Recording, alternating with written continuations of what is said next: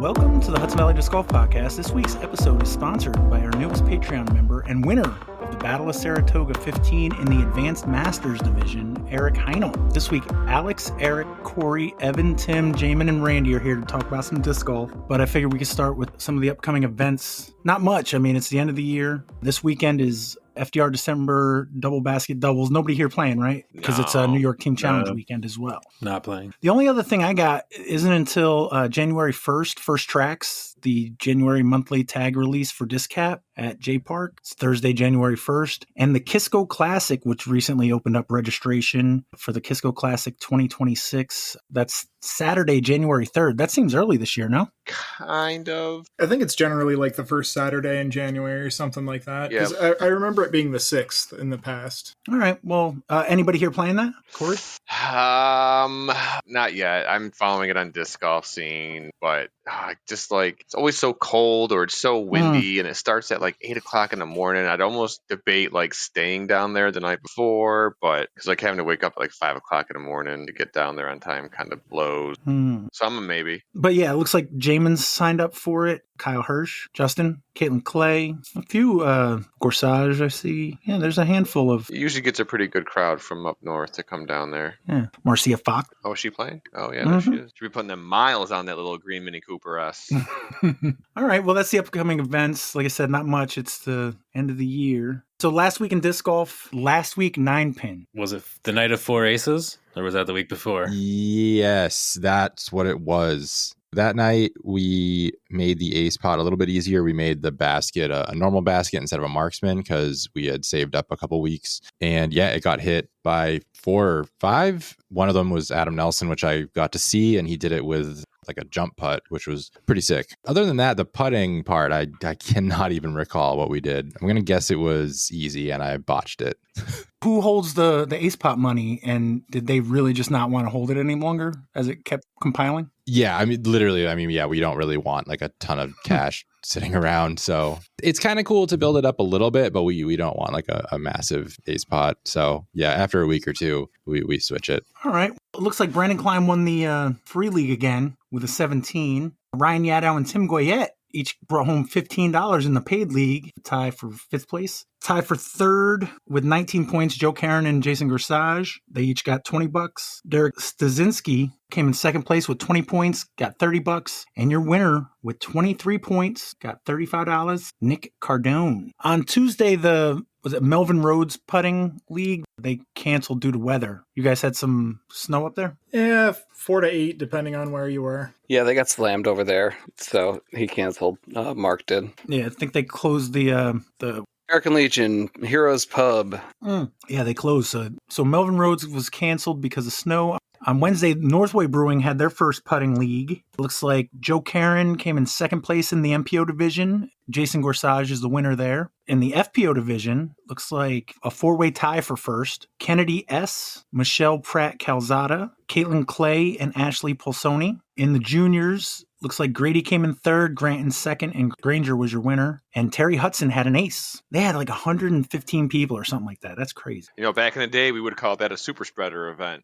My, how the times have changed. I mean, it's winter. It still kind of is. It's just, for the flu or something. I don't know. Then on Wednesday, Deadbeat Doubles. They had 7 players. They played white. Robert Bennett and John O'Brien won that. They shot a -1. There was a tie at Disc Beat Club. Dan Pupke and Kevin Cronky. Looks like they shot a +2, and they both had a -6 with their handicaps. On Friday, the Winter Welcome 8 had a Friday round. Jaimen Totino came in 3rd place, -3. Tyler Calzada in 2nd at -6. And Levi V is your winner of the Winter Welcome 8 Friday round. He shot a -8 for Winter Welcome 8, so it's fitting. Then on Saturday, the actual event, Peter Fitzsisti and Cody Canine tied for 5th place with -4s. Erich Canine came in 4th place, got a -5. Charles Carpenter Jr. III came in 3rd place with a -7. Jonathan Klingler came in 2nd with a -9. And your winner at -11, Logan Aiken. On Sunday, Long Island Sunday doubles were at the new South Haven Disc Golf Course. Stan D and Josh Winkler came in 3rd, shot a -1. Kevin Castilla and Chris shot a -2 for 2nd place. And John Nichols and Dylan Schmalfus are your winners. They shot a -4. Also on Sunday, WeDGE had their Winter PDGA League Week 3. We actually had somebody who was there. So, Pat, why don't you tell us about it? Thanks, Pat. The Giants had a bye this week, and I didn't want to sit around waiting to see if Notre Dame got into the college football playoff. What a waste of time that would have been. So I ventured out to Leonard Park in Mount Kisco for Week 3 of the WeDGE Winter PDGA League. I played there a few weeks ago at the two-town turkey trot and kind of ran out of gas midway through the round. But Kisco's shorts are right in my wheelhouse as far as distance. I played with Paul 2, Ishmael Valencia, and Sebastian Arango. We started on hole 10, and I got a 6. In fact, I was +4 after 2 holes. But I settled down and was still +4 after 9. I picked up a few more on the front 9 and finished with the same score I had at the turkey trot, a +7. The cold weather kept the scores pretty low as I finished in 5th place in the AM division. Paul 2 and Mark McCabe tied for 3rd at +3. Simon Ramon came in 2nd at a +2, and Adam Gutman won it with a -3. Over in the Pro Division, Jack Bradley came in 3rd place with a +8, 1 stroke behind me. Silvio Sanchez came in 2nd at +1, and Nate Stewart won it with a -7. Week 4 next week is scheduled for yellow front, white back over at FDR. Back to you, Pat. Oh, thanks, Pat.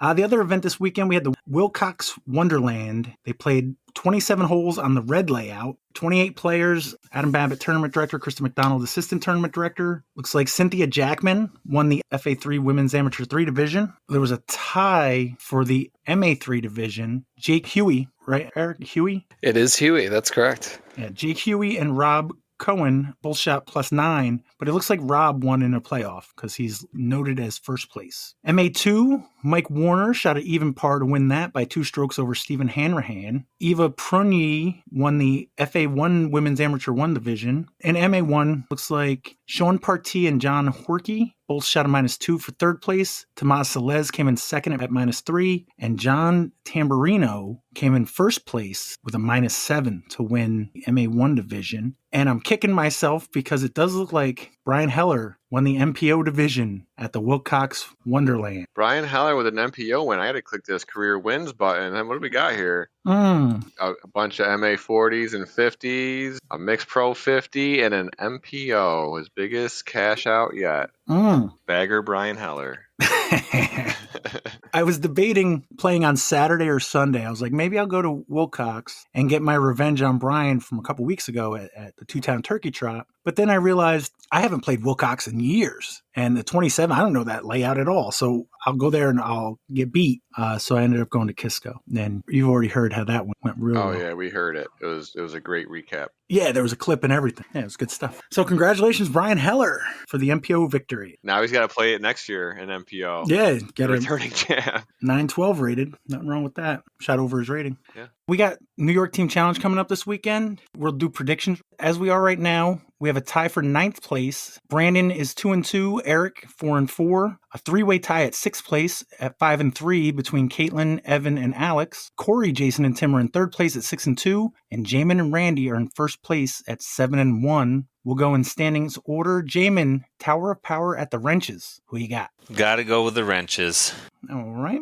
Randy, Tower of Power wrenches? Yeah, Kevin showed me the heat map of the ratings, so I'm going to go with J Park on this one. Move past the heat map. Corey, I've already copied and pasted it, but who you got? Tower of Power at the wrenches. I'm going to say the wrenches, and also Justin Mucelli is going to crush it in singles. Damn it, now I got to change. I had you picking Tower of Power. Tim, who you got? Well, since I'm not there to play Corey, I'm taking the wrenches. Good strat. We know you're his Achilles heel. I am. Alex, Tower of Power at wrenches. Yeah, got to go with the wrenches. Evan. I heard a rumor that matchups might be conducted using the Wheel of Names, and with that information, I will still pick the wrenches. Forgot about that. And Erich, who you got? I love that I'm tied with the person that's been on here one time. Well, you're both at 500. He's 2-2, you're 4-4, so yeah. Yeah, I like it. I have to go TOP just based on principle. Because you want to stay in 9th place. Okay, that's exactly. You know, I know where I stand. We're going to switch it up. We got Chatham Hill Country Club at Revolution. Erich, who you picking? I'm going to go Revolution.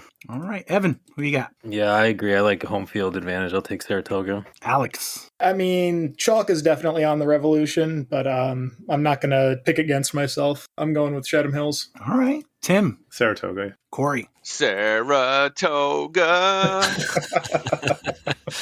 All right. Who you got, Randy? I'll go with Saratoga. And Jaimen. Got to go with Saratoga. They're just too nice to beat. Didn't stop me. Hasn't stopped us. Well, you're Randy. You're not nice. All right, back to you, Jaimen. We got the Whips at the Beasts of Burbine. Ooh, I understand that the Beasts are kind of a trap team this year, but I'm going to go with the Whips. Randy? Yes, the undefeated Burbine team is scary, but I will go with the Whips. Ooh. Corey, who you got? Didn't we lose to them? Did we win? We lost to them. You lost. Yeah. It was like your whole team played Tim. Yeah,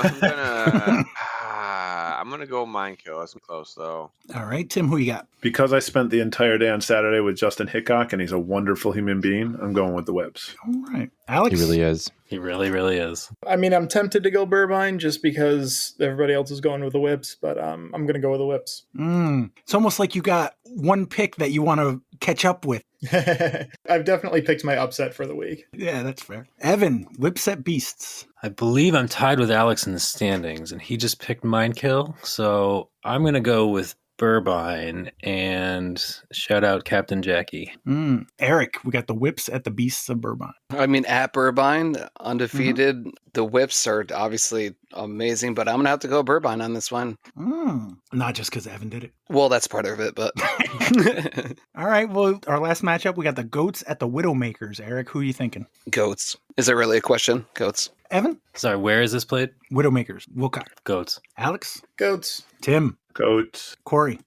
Goats, but please, Wilcox, please. Be the ones. Bro, that was cringe. Randy? It was perfect. I agree with Corey completely. All right, and Jaimen. Can't get widowed if you're 16 and you're not married. And half of my team is 16 and unmarried. So that's good logic. I do like that. Gonna go with the Goats. Also, very quickly, I'm seeing on Facebook today that Justin Hickok got engaged. Woo woo. Oh, congrats. Congratulations. Congrats, Shout out. Justin. I just want to get that out there before I forget. Also, Jacob and Amanda Dunbar had a baby. Woo woo. So, congratulations. Congrats, everybody. Congratulations, everybody. And in your honor, we are going to make Wilcox cry. Does it have a PDGA number already?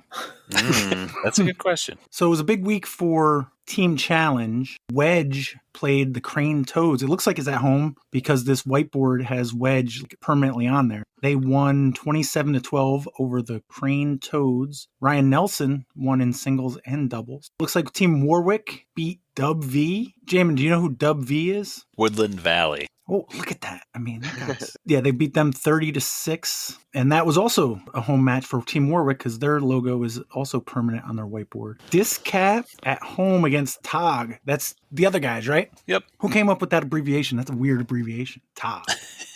I don't know. I think that's always been just kind of their logo. All right. You guys were feeling pretty good about this matchup, no? Yeah. I felt like we should win every home match. They're certainly a good team, so I was a little bit worried privately, but they came down from B Pool. One looming specter on this match is they have a player who's not been playing for them this year yet, who's a Pro Tour player, Elijah Brandt. He was not there, but on Friday they told me they were going to make a roster move, so I just spent most of the day with my fingers crossed, hoping it was not him, and it did not end up being him. So that was pretty happy about that. Yeah. What layout do you guys do for singles? We played East. And that's your normal one? Yep. You did kind of already mention what closed putting league on Tuesday. So that storm that came through dumped, about 6 inches of snow down here at J Park. So got to give a shout out to Bickersmith and Matt Cully. They came out Wednesday afternoon to shovel all the tee pads they were going to be using, plus a couple extra ones, which gave it more time to get some sun on so the tee pads could actually be dried out by Saturday. Fortunately, people playing in snow, they're not going to stay that way, but them guys getting out early after the storm was finished, early in the week, I think definitely was for the course. Yeah. Who'd you say? Bickersmith and... Matt Cully, I believe, was there as well. All right. Jim, actually, you came out before Corey. How did that work out? Were you a response or did you put yourself out? I was a response. So if you're looking at the board, it's got the middle hole assignments. The top matchup for all the hole assignments, they put out and we matched. And the bottom of all the hole assignments opposite, if that makes sense. Yeah. All right. So you were a response to Chris P. Yep, Chris Parker was his Oh. name. I kept wanting to call him Chris Palmer, who's a Burbine guy. It was not Chris Palmer. How'd your round go? It went good. Chris was a super strong player. We both made a couple mistakes here and there, but we played all 18 holes. I ended up winning at 1-up. I scored 3 holes. He scored 2 holes. And then there was 13 pushes. So it was a very long, very kind of boring match if you were looking for a lot of action. But exciting for me, I was able to kind of hold on to it at the end. The entire back 9, or maybe just the last 8, he had taken the last stroke on me. So I was behind him on the box. So for all the holes that we finished on, he had to try to do something, and then I could just react to what he had tried to do, which is a lot easier when you're playing match play. Just like, if he messes up, I know that I can mess up too. I can just, mess up halfway down the fairway instead of a quarter of the way down the fairway kind of thing. And when you're playing the East layout at J Park, sometimes that's your calculus, is where do I want my disc to kick to? So it was good. I was able to hold on and just kind of ride his coattails to the win on the last hole. And then Corey, you were also a response? Yeah, looks like it based on Jaimen's explanation that I understand. I Very was logical also a explanation. response. And how'd that go? I played against a guy named Michael. It didn't really take long for him to be like, yeah, I don't really play disc golf anymore. I got like a wife and kids. And I'm like, oh, classic. So this guy's either going to whoop my ass and use that and rub it in my face, or it's going to be an excuse. It wasn't really either of them, but our match was pretty mediocre. I mean, I think we played like 15 of the holes. I think I got 1 birdie, but I was scrambling my ass off. I feel like I was throwing strong, but I was a bit like late tree hit that then they just like to fly backwards in the fairway. So where I was landing didn't seem that far down the fairway, but I was just like, I was close, which I kind of needed because my putting was terrible. I think after the first 9 holes, I was saving a lot of good pars, and he wasn't getting birdie chances either. So I was already up like 3 points through the first 9. At that point, it was just kind of coasting because we're just kind of matching each other. So I won my match, I think 4-3 or 3-2, 4-3, I think. Looks like 4-3 on the board here. I got to play with Jeff Wachowski, so that was fun. I'm sure everyone knew exactly where our card was in the woods. It's like playing with Erich. Yeah, pretty close. If you put Jeff, Erich, and Adam Nelson in a room, I think everyone goes home with hearing loss.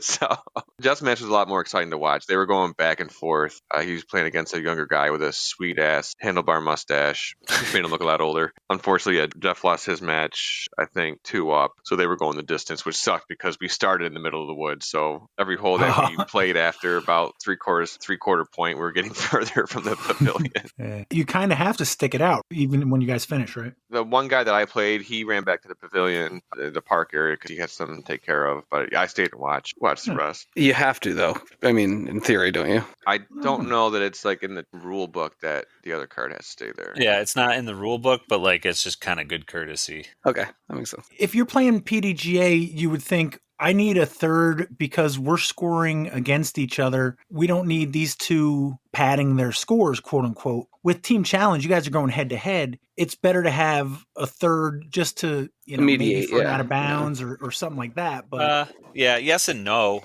Mm-hmm. An odd number is never going to be good for Team Challenge because that person's going to be on one of the teams, So if you have 3 people, it's probably worse than just 2. Yeah, I get that. A 1-1 tie is the same as a 2-2 tie. Yep. As far as like if there's any kind of debate or something like that. So it looks like a pretty tight first round. I see Josh got a win. Harry Lehman. Is that Anthony? The lady, yep. Okay, yeah. Anthony Bahansky. I should have magnified this screen. I might need to start getting glasses. I don't know.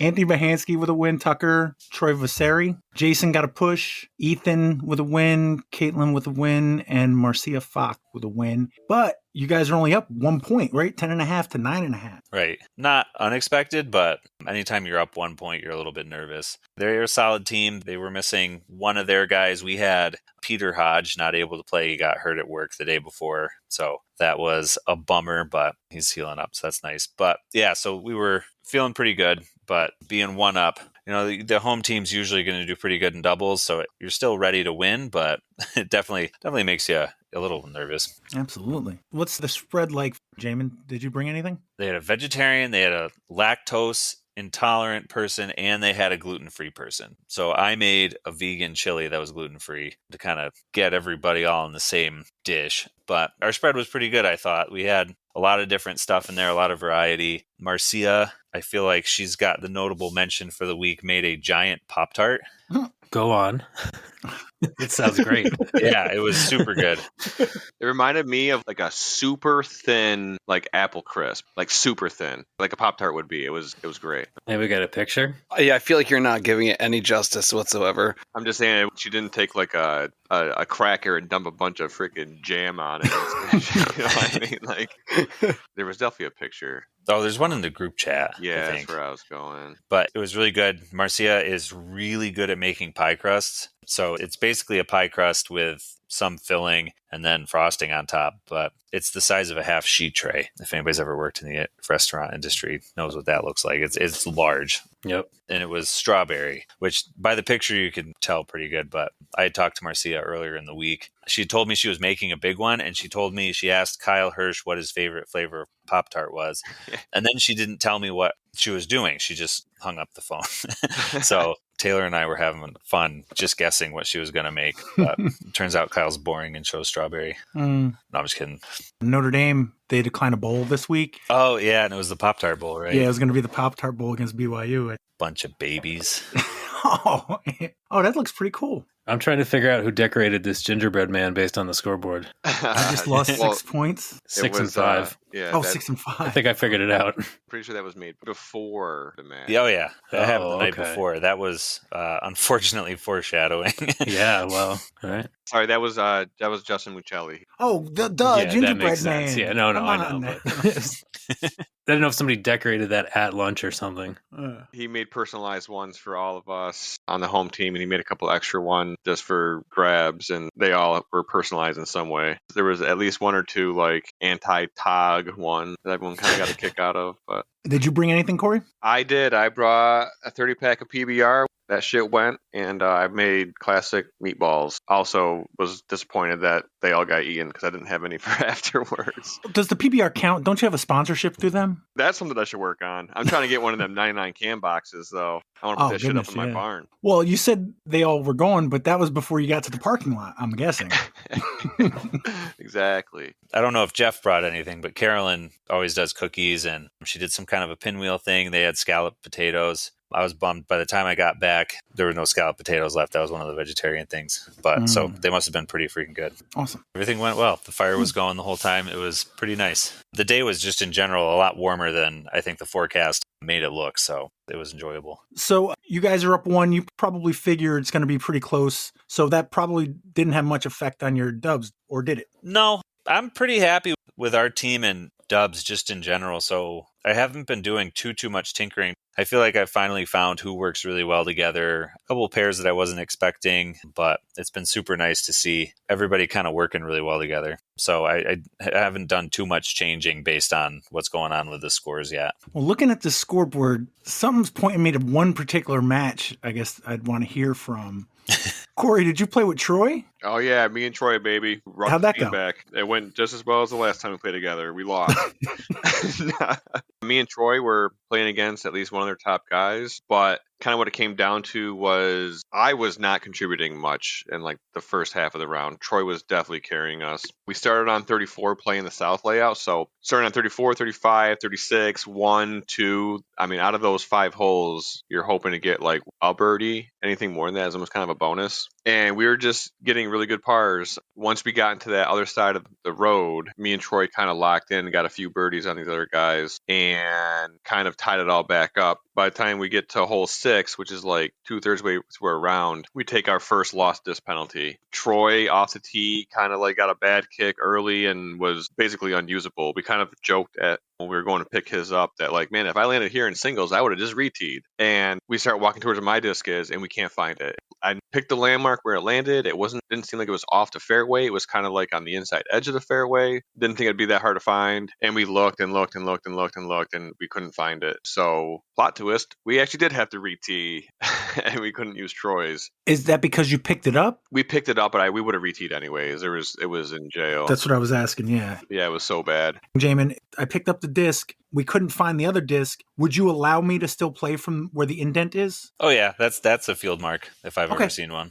Just double checking. But you said it was bad enough that reteeing was a better option? And because I had already made that joke earlier, I didn't have to think about it anymore. I'm like, well, I just said it, so I might as well go retee and not talk about it. All right. So whatever. We ended up getting a 5 on that hole, and these other guys were like, I don't know, 45 feet and some shit, and drained this sick putt to get a 2. So I'm like, great, not only did we lose a disc, but we just lost 3 strokes on one hole on what should have been like a par worst case for us. After that, we were trying to claw back. So fast forward to like the last 3 holes, I hit 2 big putts on holes 31 and 32, I think. And our final hole on hole 33, we needed 1 to tie it up. And by then it was already like almost probably 4:15, 4:20. It was definitely pretty dark. All the tee pads have already like iced over. All the snow that got tracked onto it and then kind of froze up, and the tee pads were super sketch by the end. We ended up parring that hole and they birdie, so it didn't really matter anyways. Not to foreshadow too much, but we were the only loss, but that allowed the rest of our team to all win. And I'm just saying, I would take that over the opposite. So I think me and Troy did our part. Absolutely. This is actually the first time I think I've actually put Corey against their team's best player.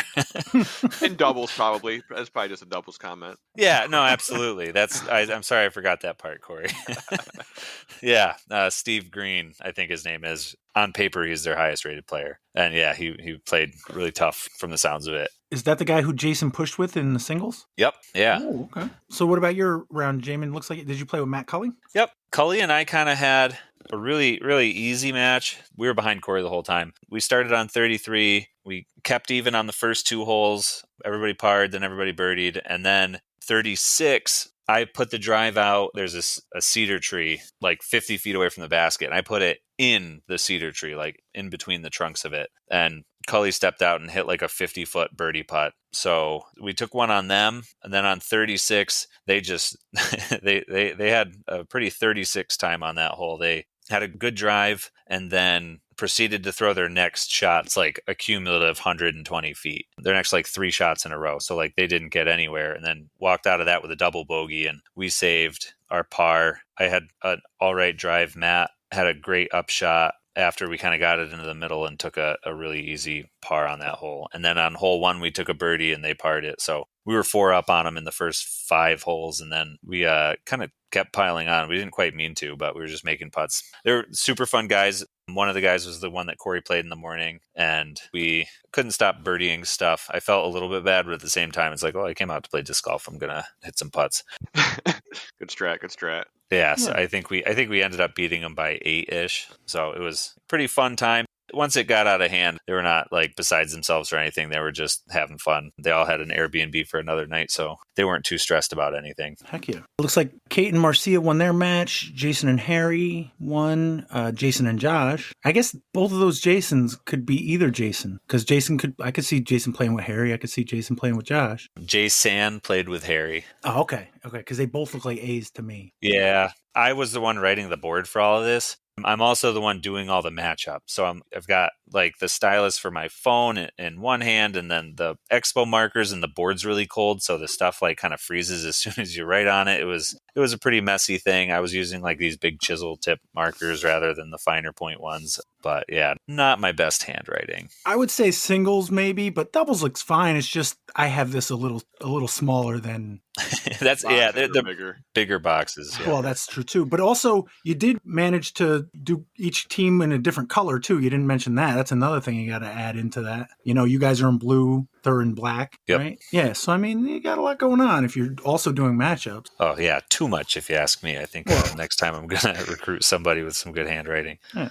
Looks like Tucker and Brian won, Kyle and Adam, Ethan and Anthony, Justin and David, Chris and Parker. So yeah, basically everybody but Corey and Troy won their match, and you guys won 18-2 for a final of 28.5 to 11.5. Yeah. Were you expecting that? No. There was some really tough matches out there. Koch and Justin, they played Ian C., who's the guy that beat Justin first round. When Justin saw that, he almost quit. He was like, there's no way we can win this match. He just had a very tough round, first round against that guy. I think the words that came out of his mouth were, this is impossible to win.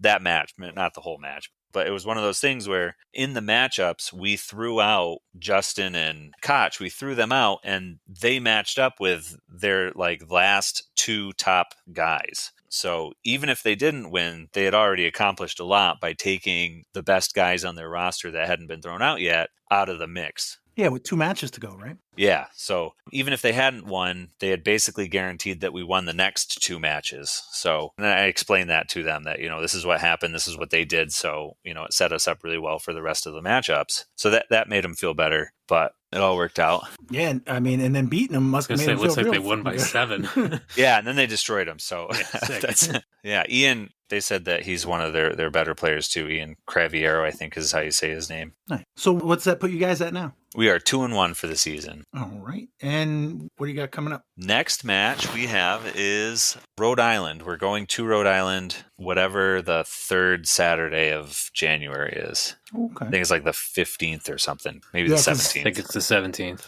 All right. Yeah, but it's still pretty early for the 3rd. Yeah, it keeps freaking me out. I'm like, we didn't schedule this wrong, did we? Nice.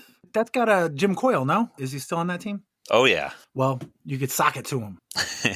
Sock it to hunger. All right, nice. So 2-1. The month is very early on, so it's probably uneven as far as the standings at this point, no? Actually, it's pretty much ironed out. So in our division, 3 of the matches were on Saturday. So Diamonds went to Borderland, and Diamonds beat Borderland at home, which was a little bit of an upset, I thought. And then, what was the other one? I'm not looking at anything. I'm just trying to remember. Bombers at Devil's Grove. Oh, thank you. Yeah, Bombers went to Devil's Grove, and Devil's Grove won that one. So the last match of the month is the 2 0-2 teams in Oak Ridge and Rhode Island. And I believe that's at Rhode Island. So they haven't updated it yet, so I don't want to say with any certainty, but I'm pretty sure that this will put us at 3rd place, maybe 4th place in the standings with, I think, 54% win total, which is, if there's ties and stuff at the end of the year, that percentage becomes important. Nice. So as of right now, you'd be in finals if the playoffs started today. Yep. Unlike the Kansas City Chiefs. Yeah.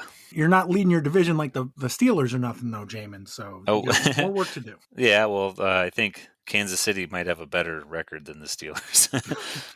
Actually, I think the Steelers are 7-6. They're 6-7. Oh, okay. Yep.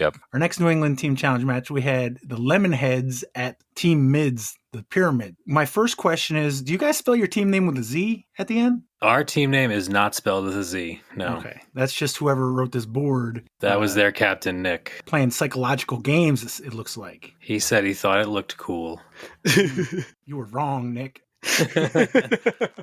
Especially with the little line through it. It looks like a 7. Exactly. What were you guys thinking going in? Going in, thinking it was probably going to be toughest match of the year so far on paper. We had our eye on the forecast because, about a week out, it looked like there was going to be snow during our drive, and there was concern from Pyramids about us getting there safely. Then that cleared up, but then the day before, it was like, oh, it might snow actually. But we were going in missing a few players. We were going with 18-3. What's the minimum? 16-2 is the minimum for a New England match. Okay. For this time of year with the bad one, that's not too bad. That's solid. Dub V went to Warwick with 16 players. So if you look at the Warwick board, you'll see that they got 2 points each round. It is Maine to New Jersey, essentially, but at the same time, what you signed up for. Those teams have been in the same pool for a while. That's a good point. Tim, how did the matchups go? Well, I want to back up a little. The day for me personally got up to a little bit of a rough start. I committed one of the cardinal sins as a captain, and I overslept.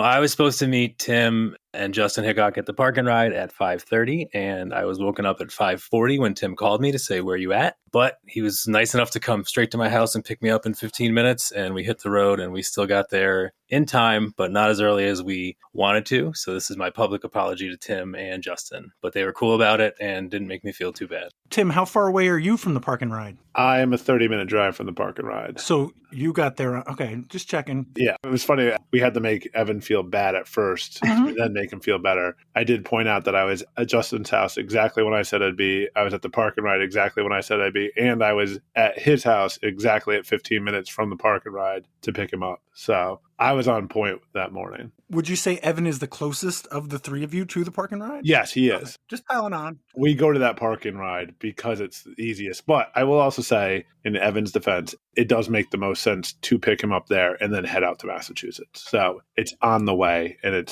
I prefer going that way than going. Also, next. Evan can get, prepped and not be rushed out the door. He gets 15 minutes to powder himself up. Yeah. So what you're saying, it sounds like you're saying he had planned this initially. Maybe. No. When I called him, he was in a bad spot. So I said, I'm like, you got 15 minutes. I'll be at your house, because I knew if we didn't go get him the whole ride out, he would be beating himself up about how he was late. So I knew I'm like, you got 15 minutes. I'm going to pick you up. He was outside 15 minutes. We were in the car and we were on the road. Evan's never late, by the way. So Felt terrible. So Tim, how was matchups? A lot of lessons learned in this matchup for me. I think this is the first time I've had an instance doing matchups where they had more players than we did, and anticipating who they were going to bench kind of threw me. Like when I was looking at the scores, I knew pretty much that they were going to bench their captain because he was their lowest rated player. So I kind of figured that was going to be the case. But then when I looked at the remaining three options, I figured they were going to split it. They had two higher players and one lower player. And I had talked to somebody earlier, and they were saying like that one of the older guys likes to play one round and not the other round. And then the older guy was one of their top players. So I thought they were going to split that. But as I was anticipating and going through, I kind of miscalculated and ended up matching two of our higher players against two of their higher players, which is not what I wanted. I wanted to be able to give them, not so much a battle. I wanted to give them an opportunity to get easy points if we could. And it just didn't work out that way. And I kind of got a little frustrated at the end when I realized it. But in hindsight, like when I had said out loud, I'm like, oh, you're not going to play this player after everything had already been called out. Apparently they also had screwed up, because when I said, I'm like, oh, you're not playing this player, one captain goes, we're not, and like looked at Nick like he had lost his mind, like, why you're not playing that? And then some comments were said later on, like, it seems like he did not want to be benched. So they also messed up when they were doing their call. So I felt good that I at least anticipated it correctly, but bad that I played it wrong. So I didn't feel great coming out of it, but it's a lesson learned. It's something I'll have to take into consideration more in the future. It's just, like I said, the first time I've run into it where they've had more players than we had, and it wasn't an easy swap. I didn't feel great, but I felt like, we have a good team. I figured we could put up a good fight, but I did feel like I made some mistakes. And again, that you kind of realize at the end, I think for the most part, if you looked at where the matchups were plotted out on our heat map, it looked like we had a good shot to me. Was Evan a response or a put out? Evan was a response. How'd that go, Evan? I got to play on a card with Devin Lamkey, part-time podcast nemesis.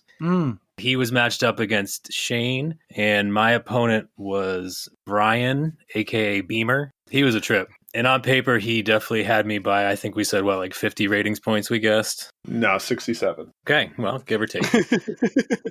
It was kind of funny, actually. We said, okay, who's playing who? And Devin and I set up scorecards on Jay Gorsage's TC Match Play app, and Shane kept a paper card for their side. And after Devin and I both threw, we were walking out, Beamer said, so wait, which one of you guys am I playing? I said, that's me, dude. He's like, all right, cool. And then on that first hole, he missed a tap in, just like literal tap in, to give me a point. I got a point on the next hole. We played all whites both rounds. Is that short or long? Short, but not like, I don't know, Tim, what would you say? I've only played there a couple times. It's their short layout. Yeah, it's short, but it's not drastic, I would say. No, it's a good long distance, but it is their shorter layout. They have the blues are the longer layout. So hole 6 is pretty much like a nice ace run. It's downhill. The basket's kind of framed up. It's got a big backdrop of a hill. I hit something on the left and landed in the fairway outside of circle 2. Beamer was way off on the left, tried to get back to the green, hit the tree, fell in the creek. So I'm like, all right, I just got to get close, and threw in my invader for an exciting birdie. That was pretty cool. That put me up 3. He got one back on 7, and then on hole 8, I had a tap in. I left my bag on and was lazy, and it slipped off the right side, and that should have been a push, and that gave him a point. I was really kicking myself for that one, because then I was, I'd given up 2 points of my 3-point lead. But then on hole 9, I got one back on him. We pushed the next few. He got one on 13 and 15. Somewhere in that stretch, Tim and Justin came out of the woods because their matches, unfortunately, were over.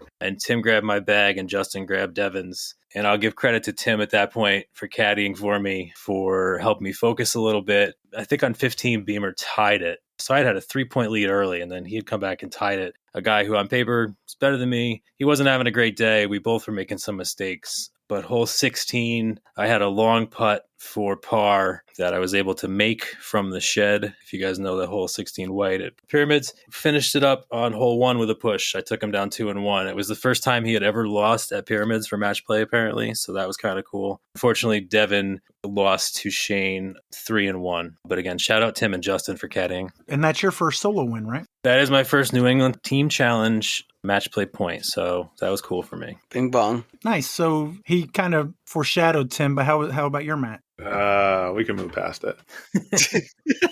So I threw myself out and they matched with WeDGE. And on the heat map, I have like 45 points on him. So we tee off and he right off the bat starts talking about how he doesn't like this course, all this stuff. And I'm like, okay, so he's either going to smoke me or I'm going to blow him out because he doesn't like playing here or something like that. So I have that in my head right off the bat. But we pushed the first few holes and then I have a bad forehand on one of the holes and he takes a point on me. And then we get to hole 13, which is the only par 4. And it's a long, tight tunnel that finishes off. And I pipe the drive really nice all the way down. I'm pin high, but I'm probably like 80 feet off to the right-hand side. He hits a tree probably 60 feet off the tee. And I'm like, all right, cool. I'll get the point back. We'll be back to even going to the next hole. He throws this forehand through the bushes and the trees and everything. Doesn't touch a thing. Lands to 25 feet. And we end up pushing the hole on that one after I thought for sure I was going to get a point back. So I played one bad hole and I had that one bad forehand. And I lost 7-6. I had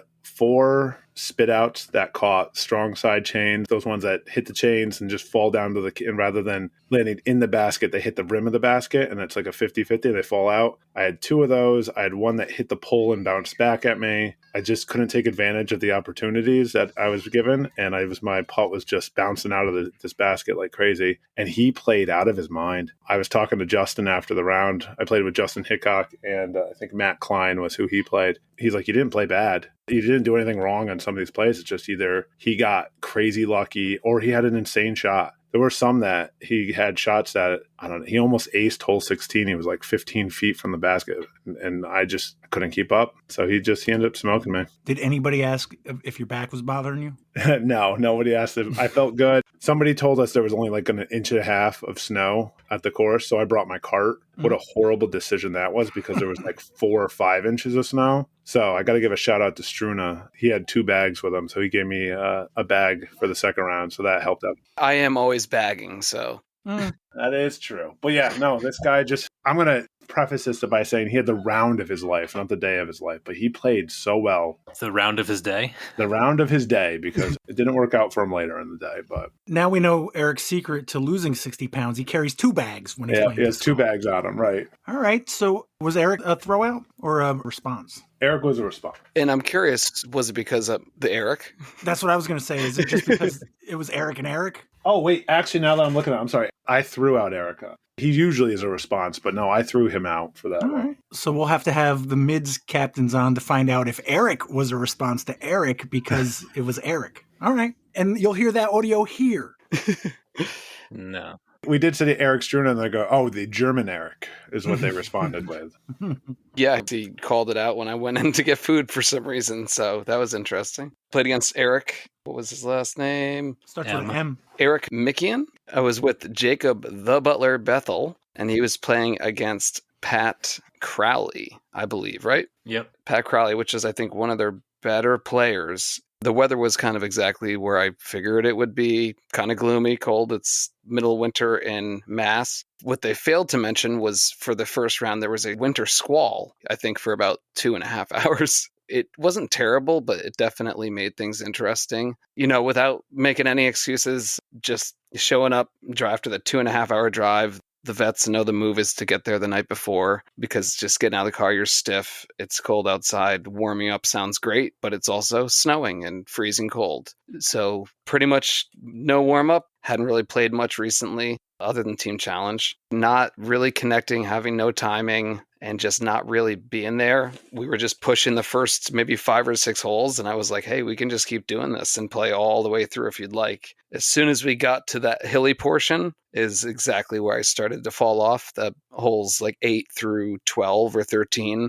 you're just going up and down elevation, 250 to 300 foot uphill shots, and I was just making some mistakes. Timing was off, my backhand was off, so I was throwing forehands. They knew the lines, and he was just getting easy points on me really quick on that section. Before I knew it, it was, I think, 6 and 4 or something along those lines. And at that point, I had pretty much not given up, but, sealed my fate. I'm like, all right, I'm going to just play super casual, and did to make some really awesome throw-ins and was having fun. But I want to give a huge shout out to Jacob. Beautiful round, considering the conditions. He was hitting every line. He was making putts. And they were back and forth, him and Pat. It was 1 and then tied, 1 up, tied, 2 up, back to tied. And then it came down to just a couple holes, and Pat was putting on a putting clinic. No matter where Jacob found himself, no matter how good of a shot he had, Pat was just making putts from 50 and 60 feet, and that's hard to beat. So That sounds like Pat. yeah, he's a solid player.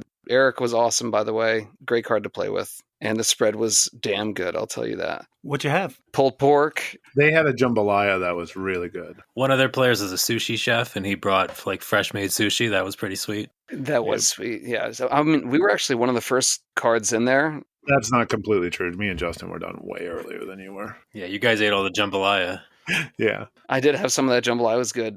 Good food. Everybody told me, they go to the garage. There's a board in there. And I literally walk in this garage, and there's just like, it's a normal ass garage. So I walk Tools back. and shelves. Yeah, exactly. So I walk back, and I'm like, yo, what the can someone explain? Like, there's a magic door to the right. Go in there. And I literally go, and I'm like, yeah, okay.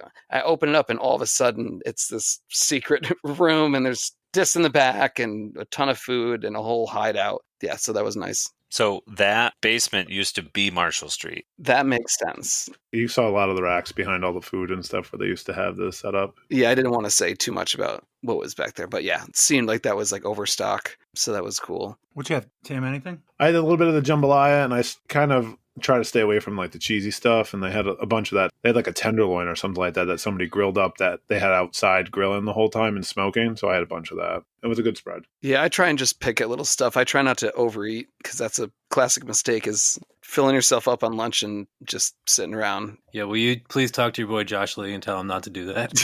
Dude, that kid can eat, I'll tell you. Anything stand out for you, Evan? I thought the sushi was really good. That was a nice treat. I had some chili that was good. They had a great selection of desserts. I didn't really have a lot of dessert, but I was impressed by the spread. My match went a little longer, so I didn't get to the roast pork. I heard was great. I missed that. The jambalaya was all gone.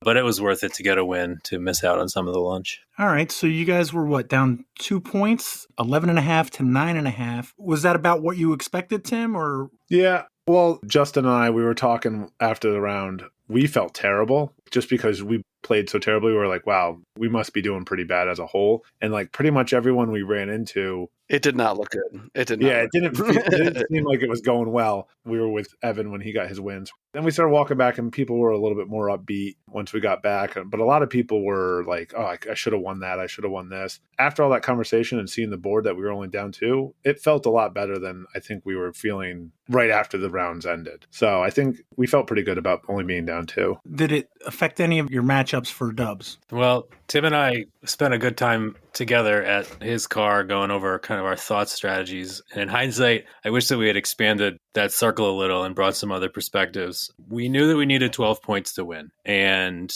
an odd number of players means there's either going to be singles or trips. It didn't seem like it was going to be trips. So we knew that the single didn't really matter. We kind of figured, okay, we win that. We still need to win 6 doubles. We need 12 points. I think we just kind of thought about it the wrong way. We went about it like, okay, let's lock down the singles and then let's put good teams together for doubles, where we probably should have just been like, we don't care about the single. It didn't matter. It made no difference. So we could have just done anything for that and then made as strong a team as we could for the doubles. So we kind of made the wrong decision there. That's with the benefit of hindsight, of course. Yeah, that's right. So when we look back, Amber should have been on a doubles team and not singles, because she probably could have, I don't know. Well, you never know. That's the other side. Yeah, you never know know what would have happened, but So when we went into our doubles match, we did definitely have a few flex spots that we had where we had people, depending on what they responded with, because we were going to throw first, we were going to throw single, and then it was their choice to have what they were going to respond with, either if they're going to throw a woman's card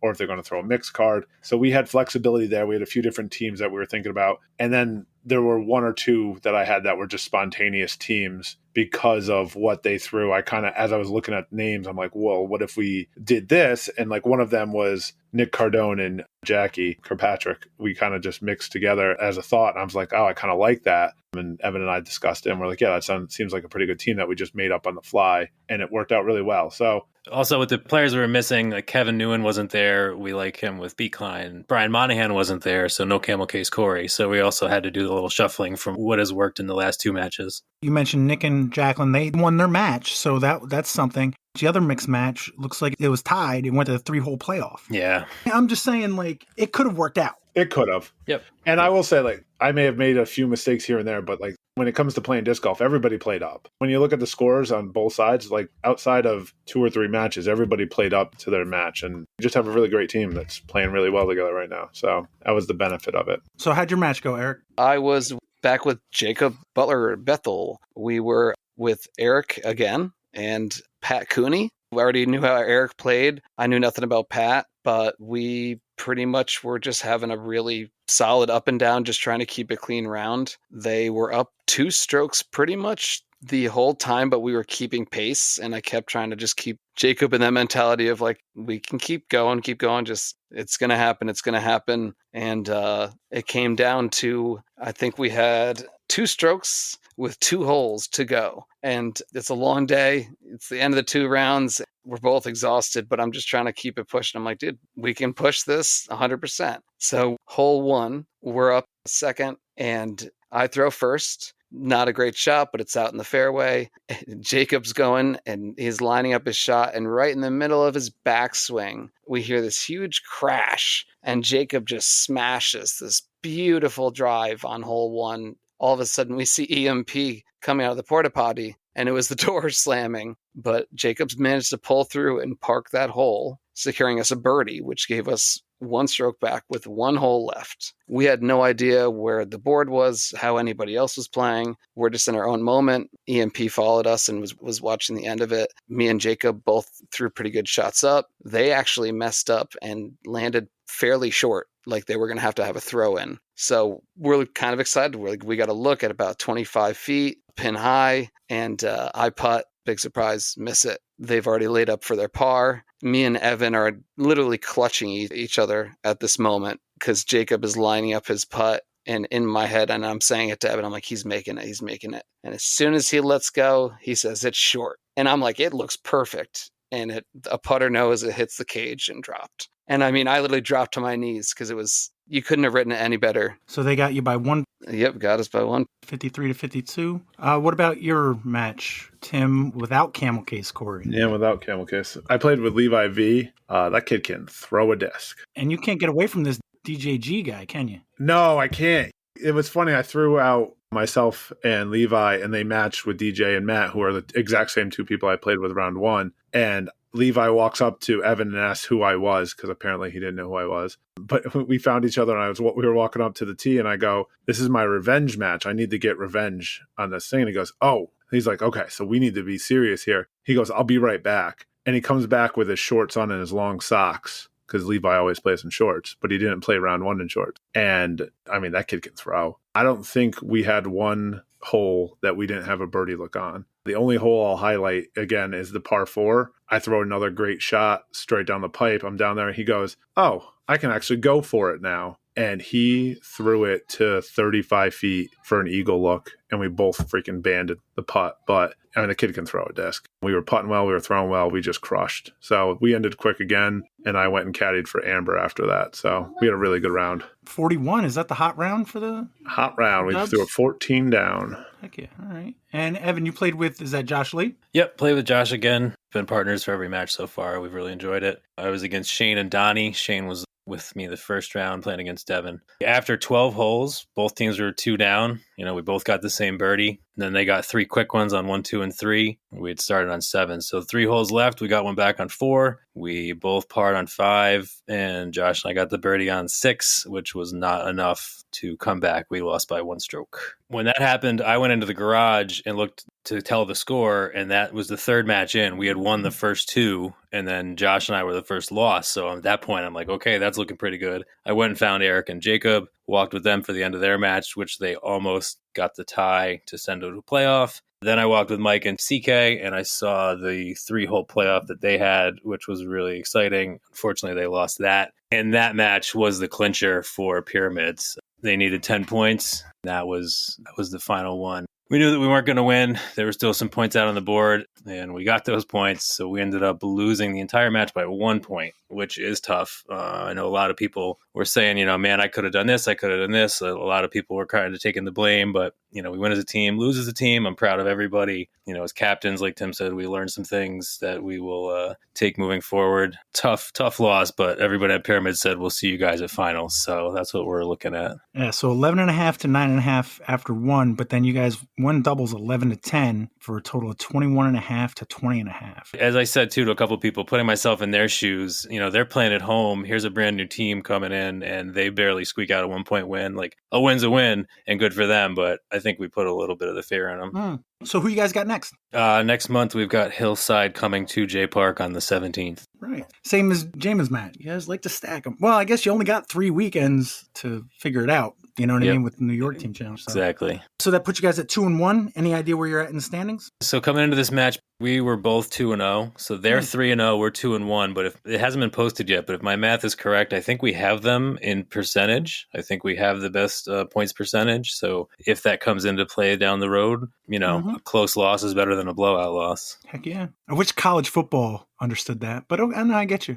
All right. So our last matchup of the week, probably the most boring, but we got to go through all of them. So Bare Bottoms at Stonykill. Alex, I'm going to ask you your thoughts going into it, but I will tell you when I played Kisco this weekend, Jack says they're basically like the Vermont All-Stars. Yeah, if you can think of somebody who's from Vermont who's particularly good at disc golf, then chances are they're on this team. I think there's only 2 Vermont teams, like a play-in pool team and these guys. Mm-hmm. So yeah, there's a very solid group of players on this squad. We knew that they were rolling in a little bit short on players, which, 4-hour trip with snow and everything, can't really blame them for running light. Jack said even from where he's at, when he stays in Vermont, it's still 2 hours to get to them. So yeah that's a trek. Yeah, it's at least 4 hours. I don't remember what the exact number was, but most of the people that I had heard from on their squad had come out either Friday night or even the day before, getting some practice in. I know a couple of them went even as far down as Wilcox to try that course out too, because Wilcox has such a great reputation. So yeah, they were rolling at 17-2. We were at 20-4, and we lost one guy like day of or something like that. So we ended up 19-4. So we ended up having to sit 2 ladies and 2 guys each round. And you said they were 17-2. 16-2 is the minimum? 16-2 is the minimum, correct. So no penalty points there. Yeah, going down their list, they've got a lot of 970, 980 rated guys. That being said, we had a chance. We absolutely had a chance. We've got a very solid group of players, and a lot of our top half of the team could make it to this event. So yeah, I was going into matchups feeling relatively okay about things, especially with the home field advantage. Once matchups were through, how'd you feel? Honestly, I felt pretty good because of the way the matchups worked out. When you get choice in the morning, the home team gets choice in the morning. We were able to set it up so that we had control over a good chunk of the matchups. We did run into a little bit of an issue where we got about halfway through before realizing that we hadn't decided on who was going to sit, and we had most of the top half of our team who hadn't been thrown yet. So the people that we probably wanted to sit were already thrown, so we couldn't set them. Unfortunate, but that's a captain error. That's nothing the team did for sure. But overall, I went into it feeling like we had a lot of good matchups, and if we went through and won all of the matchups that I expected us to win, then I thought we'd be pretty comfortably in the lead. Were you a response or were you thrown out? I was thrown out. I like to think that I play much better in match play than my rating represents. That did not happen on Saturday. I ended up against somebody who I expected to be pretty even with. On my heat map, I was ahead by, a couple of points, but just because of home field advantage. And then I decided that I didn't want to throw anything off the tee. I just wanted to throw into trees. I don't know if you guys realize, but it's pretty hard to score when most of your drives go about 50 to 100 feet. I don't think I did anything particularly crazy. But, when I got off the tee strong, then I got my birdie and I ended up taking points. But unfortunately, I only did that a handful of times. So we were done pretty quick. I was on the 6th card along with Joe and Luke from our side. They were playing against Zach and Justin. I was playing against Jacob. Luke won his match just after I lost mine. But Joe and Zach were pretty tight the whole way through. Luke and I ended up going back and getting some lunch and left Joe and Zach to their own devices. And unfortunately, that one came in as a loss. As things started to trickle in, we started to get a couple of good wins. I'll let Randy talk about his, but that was a particularly exciting one to come in like it did. And then a couple of the ones that we expected to win ended up being losses. A couple of missed research opportunities, especially for their ladies. When people get married and they change their names, sometimes you can't find them in PDGA. That's on me. Or the PDGA, they need to add a nay. Line there. Not feeling super great about how the results were going, but then people towards the bottom started coming in. So how'd you do, Randy? So I got to play Brad Schott, who I wanted to play against. I've been feeling pretty frisky for singles this year. Brad's also just super fun guy. I played a bunch of tournaments with him, but also knowing he's 40-ish points higher rated than me. So I knew it was going to be tough. But yeah, it was a good day for me. I was hitting my putts and, I think we pushed like way more than half our holes. It was just a lot of pushes. We were both playing pretty well. I think Brad missed a couple putts that could have kept him ahead. But yeah, coming down the stretch, I was just up one stroke for a while. And I think he had to play a little aggressive right at the end. I got him to Dormy, I think, with 3 holes left. And I was feeling pretty good. The finishing holes were some of the harder holes. So just like a par would probably get the job done. And yeah, that's how it played out. Windy hole 13. We both threw tee shots that were not inside the circle, which is exactly where I needed that situation. Just got to lay that one up and push the hole and win it 2-1. Did you lose Alex a trivia match, a disc or no disc? Oh my gosh. Starting home 15. Yeah, I get to tell that story every home match now. I don't mind starting a hole 15 though, I'll be honest. I complain about it as I'm walking out there trudging through the snow, and I tell them, oh yeah, I whipped up on Alex in trivia, so now I'm here all the time. But yeah, I mean, it played out exactly like I wanted. I think Brad went first. He tried to do the big hyzer line. It did not go well. I threw a fairway driver down the middle, laid up and took a par to take that first hole. That's best case. And I honestly, for me, worst case on that hole is usually just pushing it unless they have a miraculous first shot out of the car to, pipe it down a tunnel. So yeah, works for me. And to be clear, that, vendetta is clear at this point. It's it's specifically because you had said you're like, oh, I don't mind starting on 15. It works nicely. That it even gets brought up anymore. And I believe your wife was the one who specifically suggested this one in this game. I believe that. So 12-7 after singles, not where you want to be, especially as a home team. But I know a lot of our squad plays very well in doubles. So I'm worried, but I'm not terrified. So what do you got to do? You got to win 6? Yeah, got to win 6. Oh, I should mention, because this is when we talk about spreads and stuff, Mm-hmm. because we knew we had 4 ladies and they only had 2, my mom volunteered to sit all day. And that meant she had plenty of time to do food things. And she brought in a bunch of eggs, bunch of, sandwich materials, bacon, sausage, bagels, and was taking breakfast sandwich orders for the entire time people were warming up. Oh, hell yeah. That's sick. That was great. Yep, this was the best spread we've ever put on. I think usually I'm like, oh, we have a great spread. No, we absolutely slayed it this time. Yeah, we had 3 griddles going in the morning, and lunch also. We had more crock pots than I've ever seen. I was like, I wish I could have eaten more, basically. What was your lunch highlight, Randy? All right, so I'm going to toot my own horn, but I do this for a reason. So I always make sausage and peppers, and unless the other team has dietary stuff, I might do a vegetarian or a vegan dish. So yeah, Italian sausage and peppers, and then I put it on other people's like pasta dishes and mix it in, and like so like mac and cheese or like penne alla vodka or whatever. Yeah, mix that in. So good. Yeah, we had some good options. The sausage and peppers with the mac and cheese is a classic for me for sure. What did you have? Anything else, Alex? No, honestly, I didn't even really eat that much. Down 5 points. I could see you sitting in there like, hey, Ma, you got an old bacon, egg, and cheese I can have or something? It's just something to tide me over while I'm doing these matchups. Yeah, no, I barely ate anything. I'm just sitting there stewing over it, feeling like I was playing so poorly. And like we sat Travis Bashore, who is a classic at Stonykill. He's a very good player.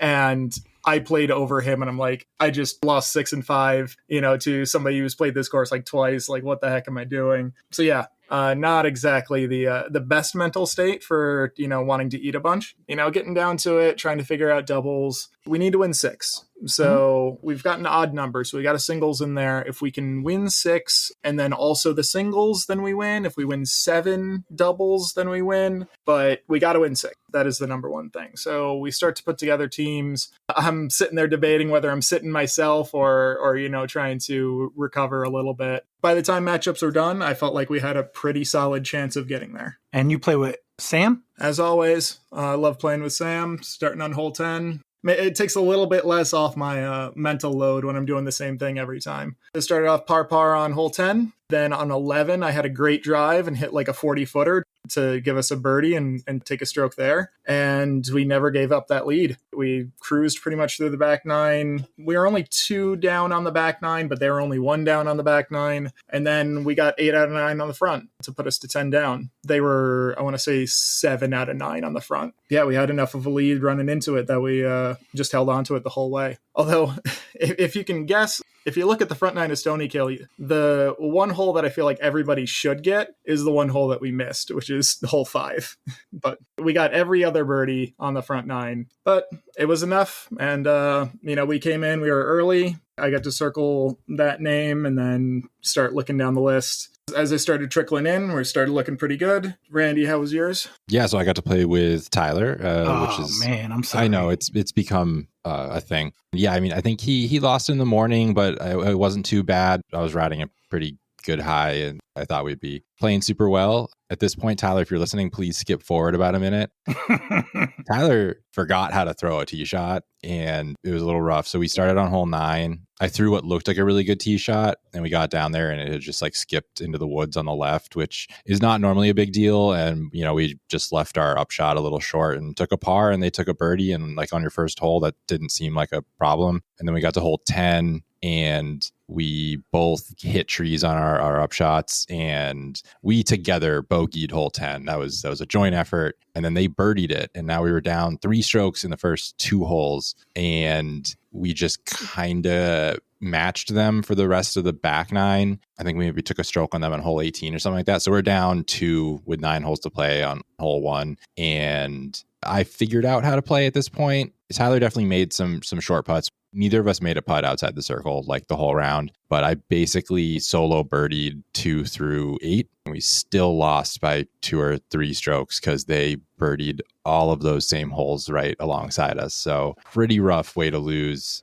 I think we only shot like 9 down, which isn't great, but weird day. Lots of funky tree kicks and stuff on the back 9. We just could not get birdies. It looks like each team had, this is just a quick glance, but you and Brad and Ezrak on the bare bottoms are the only 2 teams that shot in the 40s and actually lost. So that's something. Yeah. I'm not crying about 9 down. Me and Tyler definitely can shoot better than that. But I mean, they shot 13 down. If we lost by 1, I don't know if I'd be more upset or something like that. But like knowing that they had 13 down in the tank, I mean, yeah, we could have easily lost going 12 down or something. So not too bad. It was just rough. It seemed like every opportunity we had when they would throw a bad tee shot, we would still leave ourselves at like 35 feet and, not get the birdie or something like that. So I need some explanation here because I saw that there was like this hour-long video of a super long playoff. What happened there? As the scores come in, we're feeling okay. Randy was on the card of 6 with a single along with that. So by the time we heard Randy's result, we had our 6 wins. But we heard Randy's team had lost, and we were trying to figure out what had happened with the single because we didn't have those numbers. It didn't sound good for the longest time, and then we finally got confirmation that Erich had lost in our Battle of the Erichs. Oh, yeah, I see that. Erich O and Erich F. Yeah. 4 Erichs, 3 different spellings. Just saying. I love that. Yeah. So we were able to flop the scoreboard, get our 12 points back, but unfortunately that means we're running into playoffs. What you're saying is the whole match ended up tied. Yeah. I thought that one of these matches, okay, No, yeah. that makes more sense. So it's running late at this point. It's like 4:30-ish, I want to say. The sun's starting to go down, so we're like, all right, let's get moving. Let's get right back out there. Andrew and Alden were our top scorers and also 2 of our top rated players. So I figured keep the hot hands going, send those guys out as our, champions for the playoff. They chose Brad Schott, which is no surprise. And Angus, I'm blanking on his last name, but Barstow, also a very high-rated player. He had an ace on hole 17, so across the pond, just on the fly. That was pretty impressive. No idea if he was in the ace pot or not. That was our doubles matchup. We go to hole 1. Our classic playoff layout is just, play this course straight through, starting with 1. Stonykill has a obstructed putt from maybe 20-25 feet, while the bare bottoms were, halfway up the fairway. And we missed both putts, unfortunately. Pars on hole 1 off to hole 2. Hey, spectators, we can loop around up hole 9 to get a better look at hole 2. Then you don't have to walk up the hill. So both pars on 1, then a couple of birdies on 2, a couple of birdies on 3. Nice putt. Nice putt. Let's go, Killers. Nice. Birdie, hole 3. This is a hole that definitely, I think, favors the home team. Yeah. This next one. Mm-hmm. Hold on, Alex. By the time we've got to hole 3, you cannot see anything. That quickly? Yeah. Hole 3, I was spotting up by the basket and realized I needed to keep my face behind a tree because you wouldn't see the disc until it hit something. You couldn't see it in the air anymore. It was, I would say hole 3, it was still light enough. And then then it was gone. It was by hole 4, it was pitch black. You were mostly just like a sonar receptor, you were just not here where it hit. 4 and 5, we didn't have flashlights out yet. I did. Yeah, like maybe individual people had flashlights, but nobody was really, going for it. Spectators, make sure we got eyes on. We really don't want to lose this right now. I can't even see the basket. Hole 4, we had a great shot that put us to, 15 feet, and they had a kick that put them to 20, 25 feet uphill, halfway down the cliff, if you guys are familiar with hole 4 at Stonykill. They make their putt, we make our putt. It's so dark, you emerging up the hill was so creepy. Is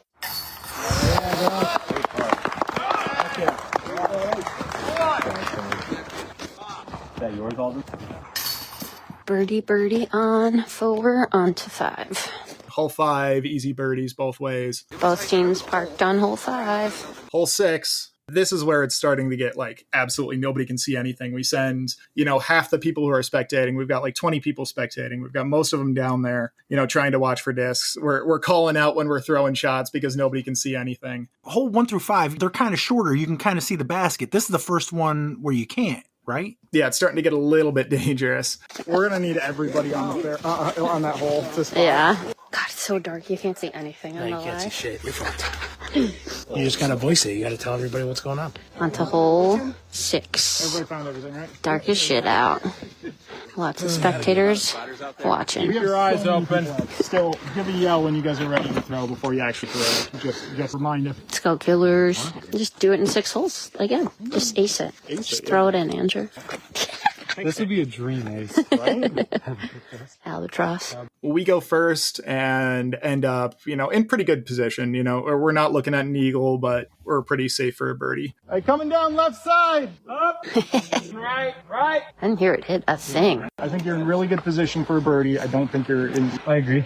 So the backhand play on this hole has just been thrown directly at the tree line, at the basket. And there are, just try to you got this. They throw, and I'm standing at the tee. I've got no read on anything. As soon as somebody throws it, I lose it 10 feet out of their hand. And, one of theirs is, not great. And then the second one goes and, we got nothing. We hear a tree kick. We're like, okay, that's probably fine. And then we hear a big cheer coming from down there. And it's well, that's rough. Up. Coming in. Hit something. Don't know what it did. Ooh, they love Uh-oh. Ooh, good kick, I guess. I guess so. Kind of glad there's It's nice and bright. snow on the ground, yeah. I was just going to say.